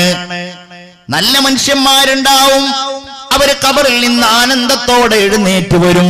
അവരുടെ ശരീരത്തിലുള്ള പൊടികളൊക്കെ ഇങ്ങനെ തൂത്ത് കളയും. എന്നിട്ട് അവരിങ്ങനെ മഹ്ശറിലേക്ക് നടന്നു പോകും. മറ്റു ചില ആളുകൾ ഉണ്ടാവും, അവർ മഹ്ശറിലേക്ക് മൃഗപ്പുറങ്ങളിൽ പോകും. മൃഗങ്ങൾ ഏതായിരിക്കും? അവര് ചെയ്ത സൽക്കർമ്മങ്ങളെ അല്ലാഹു ഒരു മൃഗത്തിന്റെ രൂപത്തിൽ കൊണ്ടുവന്ന് അവിടെ നിർത്തിയിട്ടുണ്ടാവും. എത്രേ അങ്ങനെ കാണാം. നമ്മുടെ നിസ്കാരം നോമ്പും ഒക്കെ അള്ളാഹു നല്ല ഒരു മൃഗത്തിന്റെ രൂപത്തിൽ ഇങ്ങനെ ഖബറിന്റെ പുറത്ത് വെച്ചിട്ടുണ്ടാവും. അപ്പൊ മുഅ്മിനീങ്ങൾ അതിന്റെ പുറത്ത് കയറിയിട്ട് ഇങ്ങനെ മഹ്ശറിലേക്ക് പോകും. മഹ്ശറിലെത്തിയാൽ നമ്മളവിടെ ഇറക്കും, നമ്മൾ മഹ്ശറിലേക്ക്. അത് കഴിഞ്ഞാലോ അതല്ലെങ്കിലോ ചില ആളുകൾ ഇങ്ങനെ നടന്നു പോകും. റസൂലുള്ളാഹി പറയുകയാണ്, ചില ആളുകൾ മുട്ടുകുത്തി പോകും. അള്ളാഹു നമ്മളെ കാത്തു രക്ഷിക്കട്ടെ. മറ്റു ചില ആളുകളുണ്ടല്ലോ, അവര് പോകുന്നത് കിടന്നിട്ടിങ്ങനെ ഇഴഞ്ഞു പോകും. മറ്റു ചില ആളുകൾ അവരുടെ കാലുകൾ മുകളിലേക്കാക്കി അവരുടെ മുഖം കുത്തിയിട്ട് അവരിങ്ങനെ നടന്നു പോകുന്നതാണ്. കാലിങ്ങനെ മുകളിലേക്കാക്കി. ഇതുവരെ പറഞ്ഞപ്പോ സ്വഹാബികൾ നിശബ്ദത പാലിച്ചു. ഇത് കേട്ടപ്പോ അവര് ചോദിച്ചു, നബിയെ അതെന്താണ്, എങ്ങനെയാണ് അവരങ്ങനെ പോകുന്നത് യാ റസൂലല്ലാഹ് സല്ലല്ലാഹു അലൈഹി വസല്ലം? അല്ലാഹുവിന്റെ റസൂല് മറുപടി പറഞ്ഞു, സ്വഹാബികളെ, ഇന്നല്ലദീ അംശാഹും അലാ അഖ്ദാമിഹിം, ഏതൊരു റബ്ബാണോ അവിടെ രണ്ട് കാലിന്റെ മുകളിൽ നിർത്താൻ കഴിഞ്ഞാൽ, നടത്താൻ കഴിഞ്ഞയാൽ, ആ അല്ലാഹു റബ്ബുൽ ഇസ്സത്തിന് അവരുടെ മുഖം താഴെയാക്കി കാലുകൾ മുകളിലാക്കി ഖബറിൽ നിന്ന് എഴുന്നേറ്റ് മഹ്ശറിലേക്ക് കൊണ്ടുപോകാൻ കഴിയുന്നവനാണ്. മഹ്ശറിലേക്കുള്ള യാത്ര അതൊരു വല്ലാത്ത സന്ദർഭമായിരിക്കും. നിങ്ങളൊന്ന് ചിന്തിച്ചു നോക്കിയേ. ഇപ്പൊ നമ്മളുടെ നാട്ടിലുള്ള ഖബർസ്ഥാനിൽ നിന്ന് പുറത്തേക്ക് ഇങ്ങനെ വരുമ്പോഴെന്തായിരിക്കും അവസ്ഥ? നമ്മളുടെ വാപ്പ അവിടെ ഉണ്ടാകും, ഉമ്മ അവിടെ ഉണ്ടാകും, അനുജൻ അവിടെ ഉണ്ടാകും, നാട്ടുകാരവിടെ ഉണ്ടാകും. നമ്മൾ പൊതുവിലൊരു സാമാന്യ സങ്കല്പം എന്ന് പറഞ്ഞാൽ അങ്ങനെയല്ലേ? ഏറെക്കുറെ നമ്മളുടെ നാട്ടിലുള്ള ഖബർസ്ഥാനിലായിരിക്കും ഇപ്പൊ ഈ പറയുന്ന ഈ ഇരിക്കുന്നവരിൽ ബഹുഭൂരിപക്ഷ ആളുകളും സഹോദരിമാരും ഒക്കെ നമ്മളുടെ നാട്ടിലെ ഖബർസ്ഥാനിലായിരിക്കും. അങ്ങനെയല്ലേ? കളത്തൂരിലുള്ള ആളുകള് കളത്തൂരിലെ ഖബർസ്ഥാനില്. നിങ്ങളൊന്ന് ആലോചിച്ച് നോക്കിയേ. ആ ഖബറിൽ നിന്ന് ഇങ്ങനെ വരുമ്പോ ഉമ്മയെ കാണുകയാണ്, ബാപ്പയെ കാണുകയാണ്, പെങ്ങളെ കാണുകയാണ്, ജ്യേഷ്ഠനെ കാണുകയാണ്. കാണുമ്പോ എന്താ പറയാ? നല്ലവരാണോ? നിങ്ങൾ നല്ലവരായിരുന്നോ? മക്കളെ അദബ് പഠിപ്പിച്ചവരായിരുന്നോ? ഭർത്താവിനെ സുബഹിക്ക് എഴുന്നേൽപ്പിച്ച ഭാര്യയായിരുന്നോ? മാതാപിതാക്കൾക്ക് ഖിദ്മത്ത് ചെയ്ത മക്കളായിരുന്നോ? നേരായ മാർഗത്തിലൂടെ മക്കളെ കൊണ്ടുപോയ മാതാപിതാക്കളായിരുന്നോ? എങ്കിൽ നിങ്ങൾ അവരോട് പരസ്പരം സംസാരിക്കുന്നത് ഖുർആൻ പറയുന്നുണ്ട്, ഹാദാ മാ വഅദർ റഹ്മാനു വസ്സദഖൽ മുർസലൂൻ. പടച്ചോനെ, അങ്ങനെ പറയുന്ന മുഅ്മിനീങ്ങളിൽ ഞങ്ങളെ നീ പെടുത്തണേ റബ്ബേ. അങ്ങനെ പറയുന്ന എന്താ പറയാ? ഇത് തന്നെയാണ് അല്ലാഹു നമ്മളോട് വാഗ്ദാനം ചെയ്ത കാര്യം. ഇതങ്ങനെ ഉണ്ടാവുമെന്ന് പറഞ്ഞിട്ടുണ്ടല്ലോ. ഖബറിൽ നമ്മൾ രണ്ടാമത് ജീവിപ്പിക്കുമെന്ന് പറഞ്ഞിട്ടുണ്ടല്ലോ. മഹ്ശറിലേക്ക് നമ്മൾ പോവേണ്ടി വരുമെന്ന് പറഞ്ഞിട്ടുണ്ടല്ലോ. അതാണിത്. വസ്സദഖൽ മുർസലൂൻ. പ്രവാചകന്മാർ നമ്മളോട് സത്യസന്ധമായി പറഞ്ഞ കാര്യങ്ങളും ഇത് തന്നെയാണ്. ഓർത്തു നോക്കണേ മുഅ്മിനീങ്ങളെ. എന്നാൽ അവിടെ ഉണ്ടാകും ചില ആളുകൾ, അവർ മാതാപിതാക്കളെ ദ്രോഹിച്ചവരായിരുന്നു, അവരുമ്മയെ ചവിട്ടി പുറത്താക്കിയവരായിരുന്നു, അവരുപ്പയെ അനുസരിക്കാത്തവരായിരുന്നു, അവര് മക്കളെ നേരായ മാർഗത്തിലേക്ക് വഴി നടത്താത്തവരായിരുന്നു. മക്കളിങ്ങനെ രാത്രി സെക്കൻഡ് ഷോ കഴിഞ്ഞു വരുമ്പോ മക്കൾക്ക് വേണ്ട സഹായങ്ങൾ ചെയ്തു കൊടുത്തവരായിരുന്നു. ഒരു ദിവസം പോലും സുബഹി നിസ്കരിക്കാതെ കിടന്നുറങ്ങുന്ന മക്കളെ ആ ഉമ്മയോ ബാപ്പയോ വിളിച്ചിരുന്നില്ല. ഒരു ദിവസം പോലും അവരെന്തിനു വേണ്ടിയാണ് ഞാൻ കൊടുക്കുന്ന പൈസ ഉപയോഗിക്കുന്നത് എന്ന മാതാപിതാക്കൾ അന്വേഷിച്ചിരുന്നില്ല. അങ്ങനെ മക്കള് വഴിതെറ്റാൻ കാരണക്കാരായവരാണ്. ആ ഭാര്യയും ഭർത്താവും ഒന്നും ഒരിക്കലും അള്ളാഹുവിന്റെ ദീനിന്റെ കാര്യത്തിൽ ഒരു കാര്യത്തെ സംബന്ധിച്ച് അവർ ചിന്തിച്ചിട്ടില്ല. അവരെന്താ പറയാ? യാ വൈലനാ മൻ ബഅസനാ മിൻ മർഖദിനാ. ഇതൊക്കെ നമ്മള് വെറുതെ ചെവിയിട്ട് കേക്കല്ല മുഅ്മിനീങ്ങളെ. നമ്മൾ ഒന്ന് യാസീനാണ്. എന്താ പറയുന്നത്? പടച്ചവനെ, ഞങ്ങളുടെ നാശമേ, ആരാണ് ഞങ്ങളെ ഈ ഉറക്കറയിൽ നിന്ന് എഴുന്നേൽപ്പിച്ചത് എന്ന് പറയുക മാത്രമല്ല, യൗമ യഫിറുൽ മർഉ മിൻ അഖീഹി വ ഉമ്മിഹി വ അബീഹി വ സാഹിബതിഹി വ ബനീഹി ലികുല്ലി ഇംരിഇൻ മിൻഹും യൗമഇദിൻ ശഅ്നു യുഗ്നീ. ഓടും, ഓരോരുത്തരും ഓടും, ഓരോരുത്തരും ഓടും. മിൻ അഖീ, സഹോദരനിൽ നിന്ന് ഓടും. അഭിമുഖീകരിക്കാൻ കഴിയുന്നില്ല. അയൽവാസിയാണ്, അവനെ ഉപദ്രവിച്ചവനായിരുന്നു, ജ്യേഷ്ഠനാണ്, അവന്റെ സ്വത്ത് തട്ടിയെടുത്തവനായിരുന്നു. ഓടുകയല്ലാതെ നിർവാഹമുണ്ടോ? ഹാബീലോടാൻ കാബീലോടാൻ തുടങ്ങും. ഹാബീലിൽ നിന്ന് ആദ്യമായിട്ട് ഓടുന്നത് അവരായിരിക്കും. വ ഉമ്മിഹി വ അബീ, ഉമ്മയിൽ നിന്നും ബാപ്പയിൽ നിന്നും ഓടുന്നതാണ്. നൂഹ് നബി അലൈഹിസ്സലാമിന്റെ മകനായ കൻആനാണ് ലോകത്താദ്യമായിട്ട് ഓടുക എന്ന് തഫ്സീറുകളിൽ കാണാൻ കഴിയും. അദ്ദേഹത്തിന്റെ പിന്നാലെ, അവന്റെ പിന്നാലെ ലോകത്തിങ്ങനെ മാതാപിതാക്കളെ അനുസരിക്കാത്ത മക്കൾ ഇങ്ങനെ ഓടാൻ തുടങ്ങും. അവരോടുകയാണ്, അവർ മഹ്ശറിലേക്ക് ഓടുകയാണ്, മഹ്ശറിലും അവരോടുകയാണ്. പിന്നെ ആരാണ്? വ ഉമ്മിഹി വ അബീ വ സാഹിബതിഹി വ ബനീ. ഇബ്രാഹിം അലൈഹിസ്സലാത്തു വസ്സലാമിൽ നിന്ന് വാപ്പയായ ആസർ ഓടാൻ തുടങ്ങും, ഓടാൻ തുടങ്ങും. നൂഹ് നബി അലൈഹിസ്സലാമിൽ നിന്നും ലൂത്ത് നബി അലൈഹിസ്സലാമിൽ നിന്നും തങ്ങളുടെ ഭാര്യമാരോടാൻ തുടങ്ങും. ലികുല്ലി ഇംരിഇൻ മിൻഹും യൗമഇദിൻ ശഅ്നു യുഗ്നീ. മഹ്ശറിലേക്കുള്ള പ്രയാണമായി കോടാനക്കോടി ജനങ്ങൾ ഒരുമിച്ച് കൂടുകയാണ്. മഹ്ശറെ അല്ലാഹു മറ്റൊരു ലോകമായി സംവിധാനിച്ചിരിക്കുകയാണ്. ലാ തറാ ഫീഹാ ഇവജം വലാ അമതാ. അവിടെ ഒരു ഉയർച്ച കാണാൻ കഴിയില്ല, ഒരു താഴ്ച അവിടെ കാണാൻ കഴിയില്ല. മഹ്ശറിന്റെ ഏകാന്തത അതൊരു വല്ലാത്ത ലോകമാണ്. ഏകാന്തത എന്ന് ഞാൻ പറയുന്നത് കോടാന കോടി ജനങ്ങൾ അവിടെ ഉണ്ടാകും. ആദം നബി അലൈഹിസ്സലാം മുതൽ അവസാന മനുഷ്യർ വരെയുള്ളവരവിടെ ഉണ്ടാകും. പക്ഷേ ഓരോരുത്തർക്കും തോന്നുന്നത് എന്താണ്? അല്ലാ, ഞാൻ ഇവിടെ ഒറ്റക്കാണോ? ഞാനിവിടെ ഒറ്റക്കാണോ? എന്റെ കൂട്ടുകാരെ, ഫുട്ബോൾ കണ്ട് ആർത്തു വിളിക്കാൻ നിങ്ങളുടെ കൂടെ ആളുകളുണ്ട്. സിനിമാ തിയേറ്ററിൽ പോയിട്ട് ഉറക്കെ വിളിക്കാൻ നമ്മളുടെ കൂടെ ആളുകളുണ്ട്. ചെന്മാടിത്തരങ്ങൾക്ക്, കുറ്റകൃത്യങ്ങൾക്ക് കൂട്ടായി പോകാൻ നമ്മളുടെ കൂടെ ആളുകളുണ്ട്. മശ്ശറാവൻ സഭയിൽ ഒരാളും നിന്റെ കൂടെ ഉണ്ടാവുകയില്ല. ഇവിടെ നമ്മുടെ കൂടെ ഭർത്താവുണ്ട്, പെങ്ങളെ, വീട്ടുകാരുണ്ട്, സഹോദരിമാരെ, നമ്മളുടെ കുടുംബക്കാരുണ്ട്, കൂട്ടുകാരുണ്ട്, കൂട്ടുകാരികളുണ്ട്, പലരുമുണ്ട്. പക്ഷേ മശ്ശറിന്റെ ഏകാന്തത തന്നെയായിരിക്കും. അവിടെ ഒരാളും നമ്മെ സഹായിക്കാനില്ല. ലികുല്ലി ഇംരിഇൻ മിൻഹും യൗമഇദിൻ ശഅ്നുൻ യുഗ്നീ.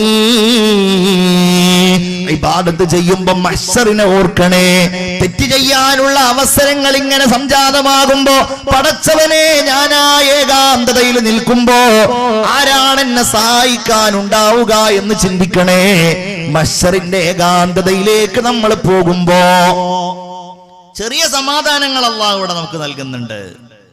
ലോകം പ്രയാസത്തിൻ്റെതാണ്. റസൂലുള്ളാഹി പറഞ്ഞു, എങ്ങനെയുണ്ടാകും നിങ്ങൾക്ക് അമ്പുകൾ തുരുതുരാ വെക്കുന്ന ആവനാഴിയിൽ ഇങ്ങനെ വെച്ചാൽ എങ്ങനെയുണ്ടാവും? അതുപോലെ ആയിരിക്കും മഹ്ശറിൽ നിങ്ങൾ. ഒരു 10 മിനിറ്റ് ഒരു സ്ഥലത്ത് ഇരിക്കാൻ കഴിയാത്തവരല്ലേ നമ്മൾ? ഒരു 20 മിനിറ്റ് ഒരു സ്ഥലത്ത് കിടക്കാൻ കഴിയാത്തവരല്ലേ നമ്മൾ? എത്ര നേരം ഒരു സ്ഥലത്ത് ഇങ്ങനെ നിൽക്കാൻ കഴിയും? ഇപ്പൊ ഞാൻ തന്നെ കണ്ടില്ലേ, എനിക്കൊരു സ്ഥലത്ത് ഇങ്ങനെ നിൽക്കാൻ കഴിയുന്നുണ്ടോ? ഞാൻ അങ്ങോട്ടാവുന്നു ഇങ്ങോട്ടാവുന്നു. എനിക്ക് എത്രയും പെട്ടെന്ന് പ്രസംഗം നിർത്തിയിട്ട് ഇരിക്കാൻ എന്റെ മനസ്സ് കൊതിക്കും. കൂടുതൽ നിൽക്കാൻ കഴിയില്ല നമുക്ക് ആർക്കും. എത്ര നിൽക്കാൻ കഴിയാ? ഇവിടെ ഇതാ ഹബീബ് പറയുന്നു സല്ലല്ലാഹു അലൈഹി വസല്ലം, 50,000 കൊല്ലം എന്ന് പറഞ്ഞാൽ ഈ ഭൂമിയിലെ സൂര്യൻ അല്ല അവിടെയുള്ളത്. ഇവിടെയുള്ള ചന്ദ്രൻ, സൂര്യൻ, ഇവിടെയുള്ള രാവും പകലും അതൊന്നുമല്ല അവിടെയുള്ളത്. അവിടെ അതാ കത്തിജ്വലിക്കുകയാണ് സൂര്യൻ. ആളുകൾ ഇങ്ങനെ വിയർപ്പിൽ മുങ്ങിത്താവുകയാണ്. ഓരോരുത്തരുടെയും ദുഷ്കർമ്മങ്ങളുടെ എല്ലാ അനുഭവങ്ങളും അവർ നേരിടുകയാണ്. റസൂലുള്ളാഹി പറയുന്നുണ്ട്, ദുനിയാവിൽ ഇങ്ങനെ വലിയ അഹങ്കാരികളായിട്ട് നടന്ന ആളുകൾ ഉണ്ടാവും. വെറുതെ അങ്ങോട്ട് അഹങ്കരിക്കന്നെ, പൈസ കൊണ്ട് അഹങ്കരിക്കുക, വാഹനം കൊണ്ട് അഹങ്കരിക്കുക, പദവികൾ കൊണ്ട് അഹങ്കരിക്കുക. അഹങ്കരിക്കത്ര വലിയ സംഗതിയൊന്നും വേണമെന്നില്ലല്ലോ. ഒരു ചെറിയ ഉദ്യോഗസ്ഥനായാൽ മതി, ഏതെങ്കിലും ഉദ്യോഗസ്ഥന്, വില്ലേജ് ഓഫീസിലോ, എല്ലാ ഉദ്യോഗസ്ഥന്മാരും നേരത്തെ പറഞ്ഞ പോലെ തന്നെ എല്ലാവരും അങ്ങനെ അല്ലെങ്കിൽ അങ്ങനെ അവൻ്റെ മുമ്പിലേക്ക് ആളുകൾ വരുമ്പോൾ അഹങ്കാരം, എല്ലായിടത്തും അഹങ്കാരം. ഓരോ സംഘവും അവരെങ്ങനെ ഒരുമിച്ച് കൂടുക? അവരങ്ങനെ ഒരുമിച്ച് കൂടുക. എങ്ങനെ? മഹ്ശറിൽ അവർ വരുമ്പോൾ കാണാം, അവർക്ക് ഈ ദുനിയാവിലുള്ള ആകാരം വലുപ്പൊന്നും ഉണ്ടാവില്ല. അവർ കാണാം ചെറിയ ചെറിയ അണുക്കളെ പോലെ. ആളുകൾ അവരിങ്ങനെ ചവിട്ടുന്നതാണ്. അവരാകെ ദുനിയാവിൽ അവർ കാണിച്ച അഹങ്കാരത്തിന് അവർക്ക് പരലോകത്ത് മഹ്ശറിൽ ആളുകളുടെ ചവിട്ടും തൊഴിയൊക്കെ ഏറ്റിട്ട് ആളുകൾ ഇങ്ങനെ ഇവരെ കാണുമ്പോഴിങ്ങനെ പുച്ഛത്തോടെ നോക്കും. മഹ്ശറില് അവരെന്നെ ഇടങ്ങാറായിട്ടായിരിക്കും അവരും ഈ പുച്ഛത്തോട് നോക്കുക. ഇവരെ കാണുമ്പോൾ അവർക്കും ചെറുതായിട്ടൊരു ആഹ്ലാദം കിട്ടുന്നത് പോലെ. ഹദീസിൽ കാണാം, ആളുകളെ വഞ്ചിച്ച ആളുകൾ ഉണ്ടാവും. അവര് കാണാം മഹ്ശറിലേക്ക് ഇങ്ങനെ വരുമ്പോ അവരുടെ തലയുടെ പിറകു ഭാഗത്തോടുകൂടി ഒരു വലിയ പതാക. ആ പതാക കണ്ടാൽ തിരിച്ചറിയും ഇയാൾ ആളുകളെ വഞ്ചിച്ചിരുന്ന ആളുകളാണ്, കച്ചവടം നടത്തിയ ആളുകളാണ്. ഏത് വർക്കാണെന്നുണ്ടെങ്കിലും ആ വർക്കിലൊക്കെ വഞ്ചിച്ചൂടെ, പറഞ്ഞു പറ്റിച്ചൂടെ? നിങ്ങൾ ആലോചിച്ച് നോക്ക്, നമ്മളൊക്കെ ചെയ്യുന്ന തൊഴിലുകൾ ഉണ്ടാവും. ഏതെങ്കിലും ഘട്ടത്തില് ആളുകളെ വഞ്ചിക്കുന്ന രീതിയിലാണ് നമ്മൾ ആ തൊഴിലുകൾ ചെയ്യുന്നതെങ്കിൽ ഓർത്തോ, മഹ്ശറിൽ ഇങ്ങനെ ആയിരിക്കും. മോഷ്ടിച്ച സാധനങ്ങളുണ്ടോ, അല്ലാഹു തആലയുടെ മുമ്പിലേക്ക് അതിങ്ങനെ കൊണ്ടുവരും. ആരും കാണാതെ, ഒരാളും അറിയാതെ തെറ്റ് ചെയ്യാൻ വേണ്ടിയിട്ട് ചില സാധനങ്ങളൊക്കെ ഉപയോഗിച്ചിരുന്നോ? ഖുർആൻ പറയാണ്, യാ ബുനയ്യ ഇന്നഹാ ഇൻ തകു മിസ്ഖാല ഹബ്ബത്തിൻ മിൻ ഖർദൽ. ഒരു കടുകുമണിയുടെ അത്രയേ ഉള്ളൂ നീ ചെയ്ത പാപം. ഫതകും ഫീ സഖറ, അതേതെങ്കിലും പാറയുടെ ഇടുക്കിലാണോ, ഔ ഫിസ് സമാവാതി ഔ ഫിൽ അർള്, അതല്ലെങ്കിൽ അതിങ്ങനെ അന്തരീക്ഷത്തിലാണോ, അതല്ലെങ്കിൽ ഭൂമിയിൽ എവിടെയെങ്കിലുമാണോ, യഅതി ബിഹല്ലാഹ്, അല്ലാഹു അതിനെ കൊണ്ടുവരുന്നതാണ്. ആലോചിച്ചോളൂ മുഅ്മിനീങ്ങളെ, വസ്ത്രമൊക്കെ ധരിക്കുന്നവരുണ്ടല്ലോ, ആണുങ്ങളും പെണ്ണുങ്ങളും. എങ്ങനെ വസ്ത്രം ധരിക്കേണ്ടതെന്ന് അറിയുന്നില്ല മുഅ്മിനീങ്ങളെ. വസ്ത്രം അതൊരിക്കലും, ഇപ്പൊ നമ്മളൊക്കെ വസ്ത്രം ധരിക്കുന്ന ആളുകളാണ്. അള്ളാഹു നമ്മളുടെ വസ്ത്രത്തിൽ അള്ളാഹു ഇഖ്ലാസ് നൽകുമാറാകട്ടെ. ഇന്നല്ലാഹു ജമീലുൻ യുഹിബ്ബുൽ ജമാൽ. പക്ഷെ ഇതെങ്ങനെയാ? ആഭാസത്തിന്റെ വസ്ത്രം. എങ്ങനെയാണ്? നമ്മളിപ്പോ കുറച്ച് മുമ്പ് കണ്ടിരുന്നു, ഇപ്പൊ ഒന്നും ഇല്ലാന്ന് തോന്നുന്നുണ്ട്. ഇപ്പൊ ഈ കോവിഡ് കാലത്ത് കുറേ സംഗതികൾ ഉണ്ടായ കൂട്ടത്തിലുണ്ടായൊരു സംഗതിയാണ് കേക്ക് ഉണ്ടാക്കുക എന്നുള്ളത്.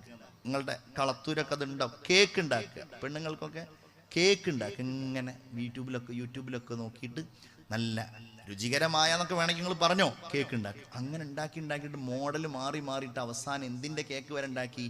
ക്ലോസറ്റുകളുടെ കേക്ക് വരെ ഉണ്ടാക്കി. നിങ്ങൾ കണ്ടിരുന്നോ എനിക്കറിയില്ല.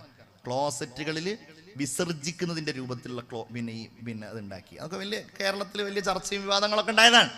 വിഷയം അതല്ല, ഞാൻ പറയുന്ന കാര്യം അതല്ല. അതെന്ന് പറഞ്ഞാല് അങ്ങനെയുള്ള സംഗതി ഒരു തരം ആഭാസം എന്നതുപോലെയാണ് ഈ വസ്ത്രം. ആണുങ്ങളാണെങ്കിലും പെണ്ണുങ്ങളാണെങ്കിലും, ആൺകുട്ടികൾ മാത്രമല്ല, കീറിയ രൂപത്തിലുള്ള വസ്ത്രങ്ങൾ ധരിക്കുക. വസ്ത്രം കീറുക എന്നുള്ളതല്ല, അത് വസ്ത്രത്തിന്റെ രൂപം തന്നെ എങ്ങനെയാണ്? ഇങ്ങനെ നിങ്ങൾ ഇവിടെ ഉണ്ടോ എന്ന് എനിക്കറിയില്ല കേട്ടോ. ഉണ്ടെങ്കിൽ അവരാരും നോക്കുകയൊന്നും വേണ്ട. നിങ്ങൾ കണ്ടിട്ടുണ്ടോ അങ്ങനത്തെ വസ്ത്രങ്ങൾ? കീറിയ രൂപത്തിലുള്ള വസ്ത്രം ഇപ്പം അങ്ങനെ കാണില്ല. ചങ്ങലുണ്ടാവും, വല്ല ഈ സാധാരണ ചങ്ങല ആർക്കാ ഉണ്ടാവുക? വസ്ത്രത്തും ഇങ്ങനെ ചങ്ങല, അല്ലെങ്കിൽ കഴുത്തിൽ ചങ്ങല. എവിടുന്ന് കിട്ടിയതാണ് ഇതൊക്കെ പറയുമ്പോൾ നമ്മളിപ്പോൾ ഈ എന്താണ് സോഷ്യൽ മീഡിയയിലൊക്കെ പോകുന്ന ഈ യൂട്യൂബിലൊക്കെ ഇത് ലൈവ് പോകുന്നുണ്ടെന്ന് തോന്നുന്നുണ്ട്. ഇതൊക്കെ ഒന്ന് പുറത്തുള്ള ആളുകളോട് നമ്മൾ ഇങ്ങനത്തെ ഒരു കൗമിനോട് പറയുന്ന സംഗതിയാണ് ഇതൊക്കെ. എന്ത്? മുഅ്മിനീങ്ങളോട് പറയാണ്. നമ്മൾ വസ്ത്രം, മുഅ്മിനീങ്ങളുടെ വസ്ത്രം, ഈമാനുള്ളവരുടെ വസ്ത്രം, തഖ്വയുള്ളവരുടെ വസ്ത്രം. പെൺകുട്ടികളും അങ്ങനെ തന്നെയാണ്. ഇതിങ്ങനെ വസ്ത്രം ധരിച്ചിട്ടുണ്ടോന്ന് ചോദിച്ചാൽ ഉണ്ട്, ഇല്ലേന്ന് ചോദിച്ചാൽ ഇല്ല. അങ്ങനത്തെ വസ്ത്രം എന്താ ഉണ്ടാവുക? മഹ്ശറിലേക്ക് അവർ വരുമ്പോൾ അല്ലാഹു അവർക്ക് തീപന്തത്തിന്റെ വസ്ത്രം കൊടുക്കുമെന്ന് ഖുർആൻ. സറാബീലുഹും മിൻ ഖതിറാൻ, അവരുടെ വസ്ത്രങ്ങൾ തീപന്തങ്ങളുടേതാണ്. ഇവിടുന്ന് അവരിങ്ങനെ നടന്നിരുന്നല്ലോ, ആളുകളെ ആ വസ്ത്രമിട്ടിട്ടവർ പറ്റിച്ചിരുന്നല്ലോ. ഇവിടെ ഇതാ തീപന്തങ്ങളുടെ വസ്ത്രങ്ങൾ.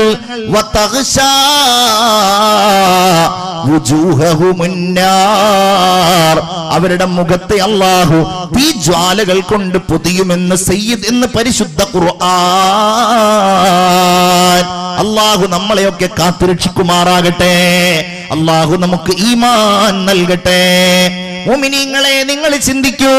എന്നാൽ ഇത് നമ്മൾ ബേജാറാകേണ്ട ആളുകൾ മാത്രമല്ല.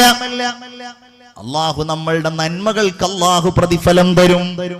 മഹ്ശർ അവർക്ക് സമാധാനത്തിന്റെ ഇടമാകും. മഹ്ശറിന്റെ ആ ഭീകരമായ ചൂടിൽ നിന്ന് അല്ലാഹു രക്ഷപ്പെടുത്തും. ഇബാദത്ത് ചെയ്തവരാണോ, തഖ്വയോടെ ജീവിച്ചവരാണോ, 7 വിഭാഗം ആളുകൾക്ക് അല്ലാഹു അർശിന്റെ തണൽ നൽകുമെന്ന് നബിയുനാ മുഹമ്മദ് മുസ്തഫ സല്ലല്ലാഹു അലൈഹി വസല്ലം. 7 വിഭാഗത്തിലെ ഓരോ വിഭാഗവും നമുക്കിടയിൽ ചർച്ച ചെയ്യപ്പെടേണ്ടതാണ്. ഇമാമുൻ ആദിൽ, നീതിമാനായ ഭരണാധികാരി, വശാബുൻ നശഅ ഫീ ഇബാദത്തില്ലാഹ്, അല്ലാഹുവിന്റെ ആരാധനാ കർമ്മങ്ങൾക്കനുസൃതമായി ആ ആരാധനകളിലൂടെ ജീവിതം കഴിച്ചു കൊണ്ടുപോകുന്ന യൗവന പ്രായത്തിലുള്ള ആളുകൾ. നല്ല യുവാക്കളാണ് അവര്. എല്ലാ തിന്മകൾക്കും മനസ്സ് പ്രേരിപ്പിക്കുന്ന സമയമാണ്. പക്ഷെ 5 നേരം നിസ്കരിക്കുന്നവരാണ്, ഒരു ദീനീ പ്രവർത്തനം നടത്തുന്നവരാണ്, ഒരു സംഘടനാ രംഗത്ത് പ്രവർത്തിക്കുന്നവരാണ്, SKSF-ന്റെ പ്രവർത്തകന്മാരാണ്. അവര് മാസത്തിൽ തങ്ങൾ മജ്ലിസുന്നൂർ നടത്തുമ്പോൾ അതിന്റെ സംഘാടകരായിട്ട് മാത്രമല്ല, അവിടെ ഇരുന്നിട്ട് അസ്ഹാബുൽ ബദറിന്റെ പേരിങ്ങനെ ഉറക്കെ പറയുന്നവരാണ്. അവരും ദുആ ചെയ്യുന്നവരാണ്. ആഖിറത്തിൽ ചെന്നാൽ അല്ലാഹു അർശിന്റെ തണലാണ് അവർക്ക് കൊടുക്കുക. പരസ്പരം സ്നേഹിക്കുന്ന ആളുകൾ അല്ലാഹുവിന്റെ മാർഗത്തിൽ. വറജുലുൻ ദഅതുഹും റഅത്തുൻ ദാതു മൻസിബിൻ വജമാൽ.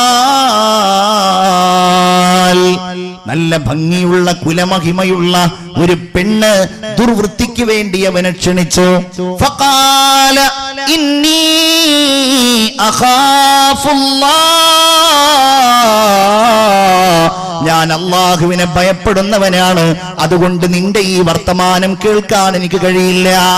ഇൻസ്റ്റഗ്രാമിലൂടെ ക്ഷണിച്ചു, ഫേസ്ബുക്കിലൂടെ ക്ഷണിച്ചു, വാട്സാപ്പിലൂടെ വിളിച്ചു. ഇവൻ ആ പെൺകുട്ടിയുടെ വർത്തമാനത്തിലേക്ക് തിരിഞ്ഞു നോക്കിയില്ല. അത്രയും വലിയ ഈമാൻ അവൻ പ്രകടിപ്പിച്ചത് കാരണത്താൽ അല്ലാഹു അവന് അർശിന്റെ തണൽ നൽകുമെന്ന് മുഹമ്മദ് മുസ്തഫ സല്ലല്ലാഹു അലൈഹി വസല്ലം. വറജുലുൻ തസദ്ദഖ ബിസദഖത്തിൻ, സദഖ കൊടുത്തു. ആരും അറിയാത്ത സദഖ, ആളുകൾ അറിയാനല്ല, പ്രകീർത്തിക്കാനല്ല, അള്ളാഹുവിന്റെ അടുക്കൽ നിന്ന് കൂലി കിട്ടാൻ ആഗ്രഹിച്ചിട്ടുള്ള സദഖ. നമ്മളുടെ പള്ളികൾ അങ്ങനെ ഉണ്ടായതാണ്, നമ്മുടെ മദ്രസകൾ അങ്ങനെ ഉണ്ടായതാണ്, നമ്മളുടെ ദീനീ സ്ഥാപനങ്ങൾ ഇന്ന് അങ്ങനെ നടന്നു പോകുന്ന സ്ഥാപനങ്ങളാണ്. ഓരോ ദീനീ സ്ഥാപനങ്ങളും നിങ്ങൾ നോക്കൂ, ദാറുൽ ഹുദയുടെ സ്ഥാപനങ്ങളിലേക്ക് നോക്കൂ, ജാമിഅ നൂരിയയുടെ കോളേജുകളിലേക്ക് നോക്കൂ, വാഫി സംവിധാനങ്ങളിലേക്ക് നോക്കൂ, അതുപോലെയുള്ള കേരളത്തിലുള്ള പതിനായിരക്കണക്കിന് മുതഅല്ലിമീങ്ങൾ ഇങ്ങനെ ഇൽമു പഠിക്കുന്ന നാടിന്റെ നാനാഭാഗങ്ങളിലുള്ള ക്യാമ്പസുകളിലേക്ക് നോക്കൂ. അവർക്ക് ഓരോ ദിവസവും എത്ര രൂപയുടെ ഭക്ഷണം വേണം, അവർക്ക് ഓരോ ദിവസവും എത്ര രൂപ ചെലവഴിക്കണം ഇൽമു പഠിക്കാൻ വേണ്ടിയിട്ട്. അവിടെയുള്ള അധ്യാപകന്മാർക്ക് മാസത്തിൽ ശമ്പളം കൊടുക്കാൻ എത്ര ലക്ഷങ്ങൾ വേണം ഓരോ സ്ഥാപനങ്ങളിലും. അതെല്ലാം ഈ സമുദായം കൊടുക്കുന്നുണ്ട്. ഈ സമുദായത്തിൽ അല്ലാഹുവിനെ പേടിക്കുന്നവർ കൊടുക്കുന്നുണ്ട്. പ്രേരിന് വേണ്ടിയല്ല, പ്രശസ്തിക്ക് വേണ്ടിയല്ല. എന്തിനു വേണ്ടിയാ കൊടുക്കുന്നത്? അള്ളാഹുവിന് വേണ്ടി. അങ്ങനെ കൊടുക്കുന്ന ആളുകളുണ്ടല്ലോ, നാളെ അള്ളാഹു അവർക്ക് അർശിന്റെ തണൽ നൽകുന്നതാണ്. പിന്നെയോ വറജുലുൻ ഖൽബുഹു മുഅല്ലഖും ബിൽ മസാജിദ്, പള്ളിയുമായി ഹൃദയം ബന്ധിച്ച ആളുകൾ. അങ്ങനെ ഓരോന്ന് പറയാൻ. വറജുലുൻ ദക്കറല്ലാഹ ഖാലിയൻ ഫഫാളത് ഐനാ,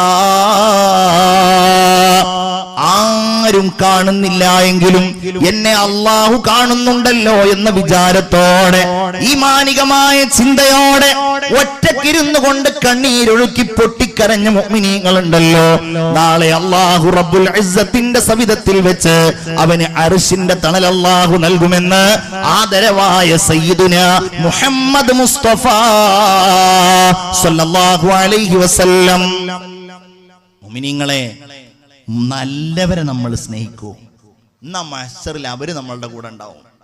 മഹ്ശറിന്റെ കുറേ കാര്യങ്ങൾ വേറെയുണ്ട്. അവിടെയുള്ള വിചാരണയിലേക്കൊന്നും ഇപ്പൊ കടക്കാൻ കഴിയില്ല. അവിടെ അല്ലാഹു റബ്ബുൽ ഇസ്സത്ത് ചോദ്യം ചെയ്യുന്ന കാര്യങ്ങളിലേക്കൊന്നും നമ്മൾ കടക്കുന്നില്ല. നമ്മൾ നല്ലവരെ സ്നേഹിച്ചാൽ. ആരെ? നബിയുനാ മുഹമ്മദ് മുസ്തഫ. മൻ റാആ വജ്ഹക യസ്അദ് യാ കരീമൽ വാലിദൈനി ഹൗലുക സ്വാഫിൽ മുബാറക് വിർദുനാ യൗമൻ നുശൂരി യാ നബി സലാം അലൈക്കും യാ റസൂൽ അലൈക്കും യാ ഹബീബ് സലാം അലൈക്കും സ്വലവാത്തുല്ലാഹി അലൈക്കും. നമുക്ക് പ്രതീക്ഷയുള്ളതാണ്. മഹ്ശറിൽ അല്ലാഹു തആല ഹബീബായ റസൂലുള്ളാഹി സ്വല്ലല്ലാഹു അലൈഹി വസല്ലമ തങ്ങൾക്ക് ഹൗദുൽ കൗസർ നൽകും. നബിയാണ് അവിടുത്തെ നേതാവ്. നബിക്കാണ് അല്ലാഹു തആല മഖാമും മഹ്മൂദ് മഹ്ശറിൽ വെച്ച് നൽകുന്നത്. എല്ലാവരും സ്തുതിക്കുന്ന സ്ഥാനം അവിടെയാണ്. ഇന്നാ അഅ്തൈനാകൽ കൗസർ, അല്ലാഹു നൽകുന്ന ഹൗദുൽ കൗസർ, നീണ്ടു നിവർന്ന് കിടക്കുന്ന വിശാലമായ സ്വർഗത്തിലെ മധുരപാനീയമുള്ള ആ ഇടം. അതിലുള്ള പാനീയം തേനിനേക്കാൾ മധുരമുള്ളതാണ്. അതിലുള്ള പാനീയം പാലിനേക്കാൾ വെളുത്തതാണ്. അതെങ്ങാനും ഒരു തവണ കുടിച്ചാൽ ലാ യളുമഉ ബഅദഹു അബദാ, അതിനുശേഷം ദാഹമേ ഉണ്ടാവുകയില്ല. അത്രയും നല്ല പാനീയം അല്ലാഹുവിന്റെ റസൂൽ ഇങ്ങനെ കൊടുക്കും. നക്ഷത്രങ്ങളെക്കാൾ കോപ്പകളുള്ള ഹൗദുൽ കൗസറിൽ വെച്ചിട്ട് റസൂലുള്ളാഹി അവിടേക്ക് ഇങ്ങനെ പിടിച്ചു കൊണ്ടുവരും. അല്ലാഹുവിന്റെ ഹബീബിന്റെ പേരക്കിടാങ്ങൾ, മഹാന്മാരായ സാദാത്യങ്ങൾ, നമ്മൾ അവരെ ആദരിക്കുന്നതും നമ്മൾ അവരെ സ്നേഹിക്കുന്നതും അല്ലാഹുവിന്റെ ഹബീബിന്റെ രക്തത്തിൽ അവർ പിറന്നു എന്നുള്ളത് കൊണ്ടാണ്. ആ സ്നേഹത്തിലൂടെ നാളെ ഹൗദുൽ കൗസർ നമുക്ക് കിട്ടുമെന്ന പ്രതീക്ഷ റസൂലുള്ള പറയുന്നുണ്ടല്ലോ, വഅന ഫറതുഹും അലാ ഹൗളി, ഞാൻ എന്റെ ഹൗദുൽ കൗസറിലേക്ക് അവരെ ഇങ്ങനെ ക്ഷണിച്ചു കൊണ്ടുവരും, നയിച്ചു കൊണ്ടുവരും. അള്ളാഹു നമ്മളെയും ആ വിഭാഗത്തിൽ ഉൾപ്പെടുത്തട്ടെ. ആരെ? ഇവിടെ വരാനിരിക്കുന്നവർ. റസൂലുള്ള സ്വഹാബികളോട് പറയാണ്, ഇന്ന് വരെ ഞാൻ അവരെ കണ്ടിട്ടില്ല, അവരെ ഞാൻ മഹ്ശറിൽ വെച്ച് കാണും, എന്നിട്ട് ഞാൻ അവരെ ഇങ്ങനെ വിളിച്ചു കൊണ്ടുപോകും. അല്ലാഹുവിന്റെ റസൂലേ, നിങ്ങൾ അവരെ കണ്ടിട്ടില്ലല്ലോ, എങ്ങനെയാണ് നിങ്ങൾ അവരെ തിരിച്ചറിയുന്നത്? അല്ലാഹുവിന്റെ ഹബീബ് പറഞ്ഞു, ഞാൻ അവരെ തിരിച്ചറിയുന്നത് ഖുർറൻ മുഹജ്ജലീന ബിആസാരിൽ വുളൂഇന്റെ അവയവങ്ങൾ കത്തിത്തിളങ്ങുന്നവരായിട്ടാണ്. നന്നായിട്ട് നിസ്കരിക്കുന്നവർ, ഇബാദത്ത് ചെയ്യുന്നവർ.